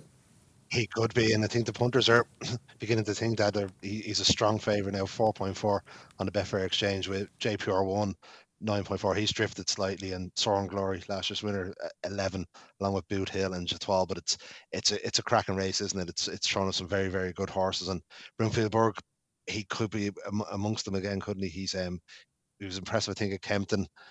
Obviously coming in here on the back of another strong performance, and I think he'll be very, very tough to beat. I like JPR1 in the race. He's only had 3 runs. He might just not have the experience, but he won impressively last time out. Tizard's good to see him bounce back, so I'm going to stick with JPR1 for a £20 win on him to land the Betfair Hurdle for Colin Tizard and Brendan Powell. JPR1, Charlie, for Alan. Oh yeah, sorry. Yeah. That's all right. Losing my mind. How much are you having on? Are you looking at Batch as well? Yeah. How much are you having on, Alan? Sorry. 20, please. 20 again. Can you stop distracting people with your face? Yeah. Sorry, Charlie. Too beautiful. Too beautiful. Too beautiful. Yeah. JPR1 then, who is a 5-year-old novice making a handicap debut for Tizard team. And again, novices have relished the Betfair Hurdle. It is a race that time and time again one gets not necessarily plotted up, but certainly improves for this test. And JPR1 could be one of those horses. Yeah, without doubt. I mean, you to win these races, you need to have something in hand, in theory, don't you? And so, these very talented novices are the obvious starting point. And JPR1 has looked good. You know, he's looked a potentially very exciting young horse. He's by Court Cave as well. Court Caves love decent ground, and so the nice ground that we got today is a major plus. And he's got to rate a real contender in this race, and especially with as we've discussed already, the upturn in fortunes of the Colin Tizard team. For me, I'm looking to First Street, Nicky Henderson, second string. I thought he was really good the last day at Kempton. You know, he beat Mengley Calm well. He's up 9 for that second run. This is back after a wind up. The wind up seemed to have had a really pleasing effect at Kempton, and again, Nicky Henderson, he knows how to win these sort of races as well. You know, and Broomfield Berg, I agree with you. As in, I don't know if it's your opinion, but I just wonder how much he's going to find in a race like this. You know, as in Kempton, it wasn't. I didn't think it was the strongest of contests. You know, he went off 1-3, and yeah, he won impressively, but he was probably entitled to. Lively Citizen, the form before. I mean, he looked like he was going to win for all money there, didn't he? You know, as in just sort of got worried out of it, and I mean, again, he's another one in the mix, but yeah, I'm siding with Nicky Henderson, second string. That's one again, Lively Citizen. Yeah, yeah. I got the impression that it was Tom's opinion that Broomfield Berg was a bit soft. I got the feeling that 2 mile 1, giving I think a 1.5 stone to Lively Citizen, and then being asked on your handicap debut to go and win this race was a little bit too much in hindsight. I think so. Yeah, I think what was the JP's last one that done it? Was it Don't Push It? Won this? No, it wouldn't have been Don't Push It. Get Me Out of Here. Get Me Out of Here. Get Yeah, me out of here. Yeah, they've done that. Yeah, I think it's a big ask. I think You have to respect Gary Moore's runners. He never. He's three. I think He had 3 three from winners 19 yet. in this race. Heathcote, Wingman, and Violet Dancer won it. And yeah, he wouldn't. I started my career with Gary, and he wouldn't run horses in races unless he didn't think they had a chance. I do like Jatoli, Ryan Potter's horse. I think the second behind Constitution Hill is good form, and I just thought it's a competitive race.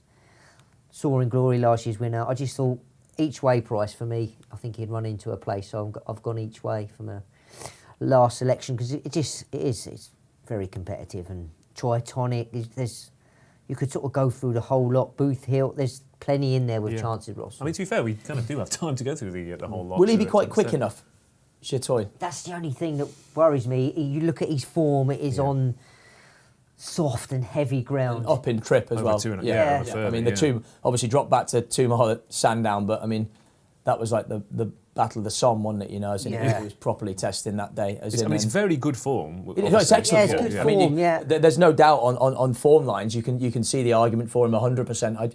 I just wonder though in this sort of competitive big field handicap on goodish ground over 2 mile whether it might just all take him off his feet a little bit. But I can see the argument. Yeah. And he's a Jeremy, and they then tend to excel on slow ground. Again, but we were saying about different names on the score sheet. Ryan Potter with the Betfair Hurdle winner great. would be fantastic, wouldn't it? Yeah. Nappers Hill, what? Well, I mean, obviously the thing was the yard. That was the question for him. But time may show that he was asking a lot going up against John Bond last time out. Regardless of whether he wins a Supreme, it still looks, like you said, a fantastic. Of course, yeah. It's potentially a fantastic novice division this year, isn't it? Both sides of the Irish seats looking like it's going to really hot up over every single trip. So it might well be that you look back and think that was asking a lot. And he beat Stage Star, of course, in his bumper, who's a Grade 1 winner already. Grade 1 winner, yeah. So it's possible that 135 underrates him. I don't fancy him myself, but it wouldn't surprise me to see him go and win. Obviously, they won this with Pic Doy, didn't they, a couple of years ago as well, the yard. I think Broomfield Burger, and I've had a little savour on Royam Uni from the similar form lines. We're talking about the Gary Moore horses. Not a novice, this 5-year-old, but he'd have a little bit of a chance. I think he was in that Lively Citizen race as well. He was also behind First Street. Yeah. But both of those times, I just got the feeling that, I don't know, he's run twice over hurdles since coming off the flat. I kind of got the feeling they're going for a spring campaign almost. Building something. Yeah, it felt like it a little bit. Yeah. So I think he's a big chance. But I do think Broomfield Berg is fantastic. I think whether he does go through with it is another matter. But on figures last time out at Kempton, the time was very good compared to what Soaring Glory did based on their respective weights. They're not far off running to a similar level here, and obviously one of them is giving a hell of a lot of weight to the other. Soaring Glory, this is what he needs, isn't it? Yes, it is. Big fields. Small fields, he's at lay all day, isn't he, really? Yeah. But this is his cup of tea, isn't it, really? Yeah, I mean, he should have. I mean, he's won 2 big field handicaps, and he fell at Wetherby when he was going to win a strongly run novice event as well. He absolutely loves it. He's the victim of too many 2 mile races, exactly, isn't he? Yeah. I'd love to see 50 Ball run a big race as well. The owner, Stevie Packham, he's a local lad to us, Brighton, born and bred, young lad, done good. And so Goshen won from good to see him have a good double the other day at Sandown, and my horse that I liked. Shall we have another one? That one well, I've always liked that. In fact, I'm just thinking because he's got Make My Day running a little bit later on the card, running over hurdles. I'm trying to think. Has his last two winners won? Yeah, Goshen and Shall We Have won by 15 and 20 lengths. Yeah. I mean, I think did Gary not say on the day that he hadn't had a winner all season? The owner. So, But you know what? He's one of those owners. I know him as well, and even when everyone can be, and Charlie, everyone can be a great winner, but he's an even better loser. Yeah, he takes it well, and that's in our game. That's if you can do it both ways, it's invaluable, and he deserves all the success he gets. Yeah, and he's not an owner who's splashing cash left, right, and centre. He's making shrewd choices. That's it, yeah. I mean, he's got his own business down in Sussex, and he's done well. He hasn't spent fortune on horses like other people do, and yes, as I say, they've come good for him. Okay. I like to move it. I'm sure you do, Charlie. Do you? That's absolutely fine. But yeah, disappointed last time out. But Get the song in the background. Yeah. I like to move it. There you go. 90s classic, that one. It is Oh, absolute it's- banger. Out here, That's brothers. got me in the When mood. Batch was I'm riding going- Imperial Call, that must have been out That and was about it. around there. That takes me back to the night out with the Hollyoaks. I think that's members club content, surely. Absolutely. But yeah, Join me and Charlie later on the members club at 9 o'clock. To find out what happened. Find out what happened on the football game and the evening with the Holly. We should have our own show, You Charlie. should, yeah. I don't think Charlie I don't agrees. know. Yeah. I tell you what, maybe why don't you record it separately and we'll Piece it together. edit it together. Yeah, I like to move it handicap. What do we need contact left? Handicap debut. Again, Nigel Twiston-Davies and Gary Moore have the best record Yeah. in this race. They're both 3 from 19. They don't waste many bullets. They've got to have a little bit of a chance. Let's reiterate the selections before they jump off. Charlie? I am with... I've completely lost my mind. Okay, good. Tolly for me each way. Sorry? Tolly for me There we each go. way. Okay, I'll go for Broomfield-Berg and Royal Uni. Alan? JPR1 for the win. JPR win. First Street. I completely First Street, there lost we my go. mind. Sorry. Yeah, it's all right. It's we got all this. there. I like to move it. Yeah. Yeah, He was I, back in that nightclub with the Hollyoaks. I can't possibly know what it would be that distracted you. They're off and racing then for the Betfair Hurdle 2022, and they are going a right old lick here. If that speedometer's right, this is the fastest race of the day by quite some margin. Tolly's making it with. Yeah, he's gone out in front. Well, No- I mean, no you've got a worries about 2.5 lack of miler, pace. so Yeah. why not make it a test? Absolutely, Rob yeah. Baddesley's struggling badly Yeah. for early speed. He's not been. He was not prepared for this. But out in front, we've got Jetoile in front from I Like to Move It and Tritonic. JPR1, Boot Hill on the inside. First Street down the middle with Broomfield Berg. Racing wide, I think, is the Evan Williams trained runner. How do you like it? How do you like me now? Sorry. Behind those is Royam Uni. Soaring Glory is switched off as well with Glory and Fortune, who on that Soaring Glory form has a little bit of a squeak as well, doesn't he? We've got Nappers Hill a little bit wider out as well. Just looking for 50 Ball, who's the only one. Drop right in. quite- Right in towards the outside, I think. Oh yeah, there he is. Yeah, he's racing very wide, isn't he? He's the widest runner of all. So that mad early gallop has just settled down a little bit, and it's Jetoile in front. Lord Baddeley is the one that is struggling. Boot Hill racing a little bit fresh in the pack as well. But Jetoile, this is an interesting move, isn't it? He's shortened up to 6-1 in running batch, and we were saying it's, he might find this a little bit quick, but he's the one putting the pace to the He's race. putting the pace to the race, and they're going a good lick. So yeah, he definitely, in his previous race, as Charlie said, it looks like the pace might worry him, but yeah, he's going comfortable. He's enjoying it. His ears are pricked. So yeah. Soaring Glory is also maybe not necessarily. I mean, again, he wants this, doesn't he? And he's just not looking himself at the moment. He's just been asked the question as well to keep up with this pace. 50 Ball is noticeably wide. I Like to Move It has a lovely position. Broomfield Berg is catching the eye, but then he is the kind of horse that catches the eye. Alan, quick market update from you. Broomfield Berg 4.7, Jetoile 6.8, and JPR1 travelling very well at 5.5. But Broomfield Berg just been smuggled into the race and still fav on the Betfair Exchange. Yeah, I said last night that if you're going to back him, you probably want to lay him back at even money or just a little bit of an odds on, because you know he's going to come there swinging along. What do you make of it so far, Charlie? Call it as the field start to bunch up. Yeah, I mean, eyes drawn to Broomfield Berg. I Like to Move It. I mean, Jetoile has travelled really well on the front end. Alan's selection, JPR1 back there, and 50 Ball as well, wide out, still travelling good. Nappers Hill starting to come under pressure as they turn in. Yeah, Glory and Fortune's in there as well. Royal Uni completely out of it. 50 Ball, Nappers Hill, JPR1 now challenges. Glory and Fortune's come there swinging, as has Broomfield Berg. So Glory and Fortune off that John Bon form last time out. JPR1 coming into it as well. Royal Uni on the far side. This is anyone's race. Even Lord's Baddesley's not completely out of this. Soaring Glory getting into it as well. But it's I Like to Move It in front from Broomfield Berg. Batch, who wins? I don't know, Ross. Fair enough. Let's find out. Glory and Fortune. I Like to Move It. Broomfield Berg. Now he's asked the question. Does he have that finishing kick? Broomfield Berg. Soaring Glory coming through potentially with another repeat win in this. Glory and Fortune. I Like to Move It. It's all the right kind of horses in the mix here. Glory and Fortune was second last time out in Grade 1 company, back in handicaps. I Like to Move It, though, he's going down. Not going down without a fight. First Street for Charlie Poste is absolutely rattling out the back, but it's Glory and Fortune, who's been in some very good races this year, out in front. I Like to Move It is the final challenger for Nigel Twiston-Davies. Up to the line, Glory and Fortune just holds on to give Tom Lacey a big winner out in front. Glory and Fortune. Great for Stan Shepherd. Yeah. That is a big performance, a big win, and a great ride on Glory and Fortune, who wins by probably a short head from I Like to Move It in second. Not much between them. Back in third, First Street got going too late. Then Lord Baddesley and Soaring Glory. And then a gap back to Nappers Hill back in sixth. Broomfield Berg only seventh. And I might have to agree with Tom Siegel in terms of his finishing effort now. But yeah, that was... this horse has been... I mean, he's running the Greatwood. He ran in the Christmas Hurdle. He's had quite the season and he's got a big pot there. Yeah, deservedly so. Say, Stan Shepherd, he's done nothing but improve this season until he was at Paul Nichols's. He's moved to Tom Lacey's and you know what? Tom Lacey's put a lot of trust in him and he's delivered, Charlie.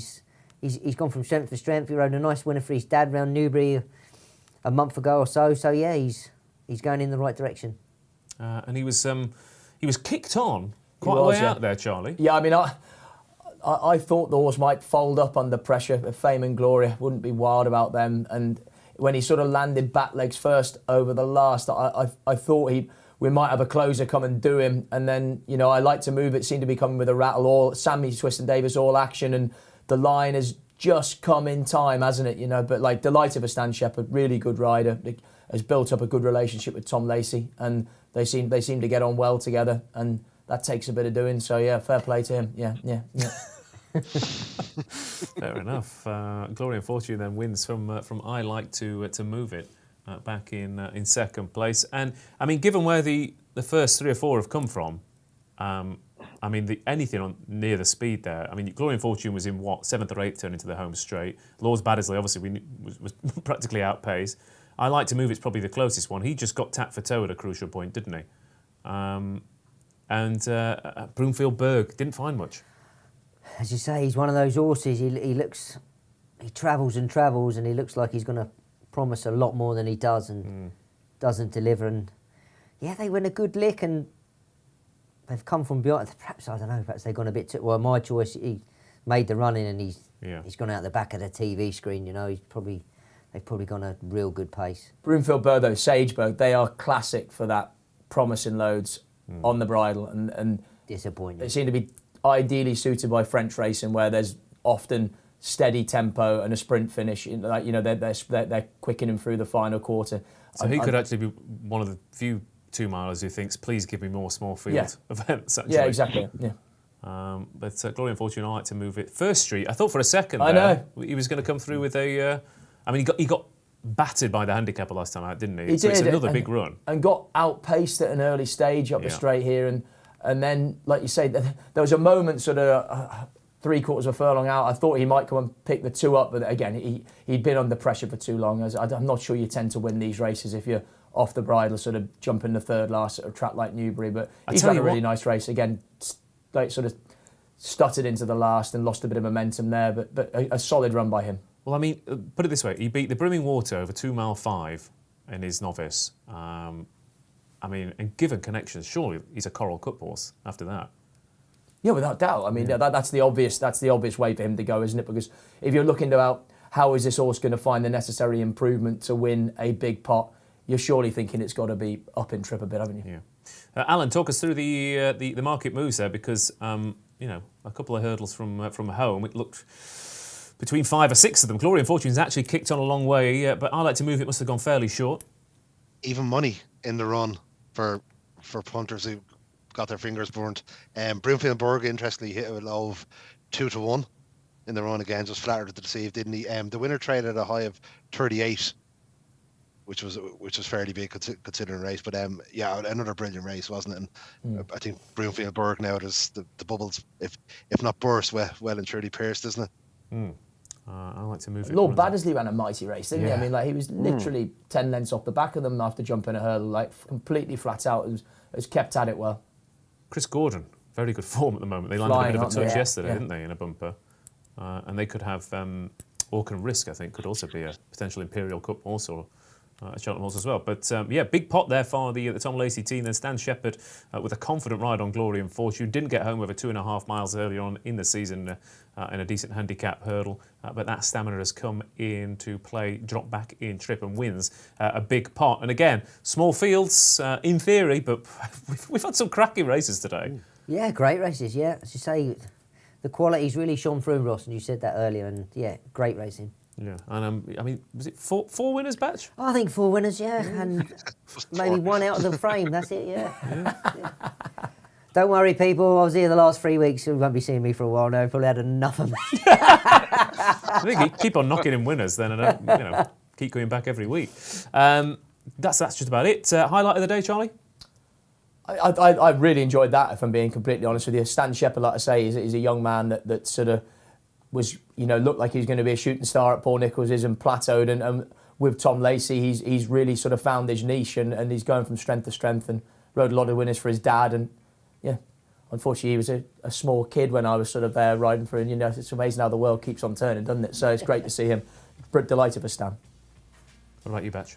Eldorado Allen for me, because as we said earlier, we thought he'd improve from the step up and trip, and for once we were proved right. Yeah. It's nice. It's not often we agree and get it bang on, That's is it? right, yeah, it's very rare. But fair enough. Yeah, I'm inclined to agree, albeit the winner at Warwick, the Hobbs horse, I think could be the one to maybe go on and win again in a few weeks' time. Alan, highlight for you? Has to be Eldorado Allen. Step up a trip, jumped beautifully, travelled very well, and remarkably still a double figure price for the rider here at Cheltenham. So, well, why?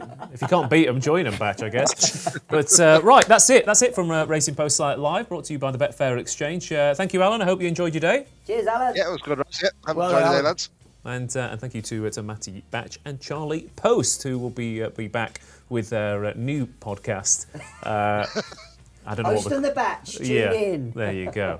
I like to move it. I like to move it. They are the Out Here brothers for 2022. Thank you to everyone for watching. I hope you enjoyed your day, and we'll be back next Saturday with more of the same. Good night, God bless, and enjoy your weekend.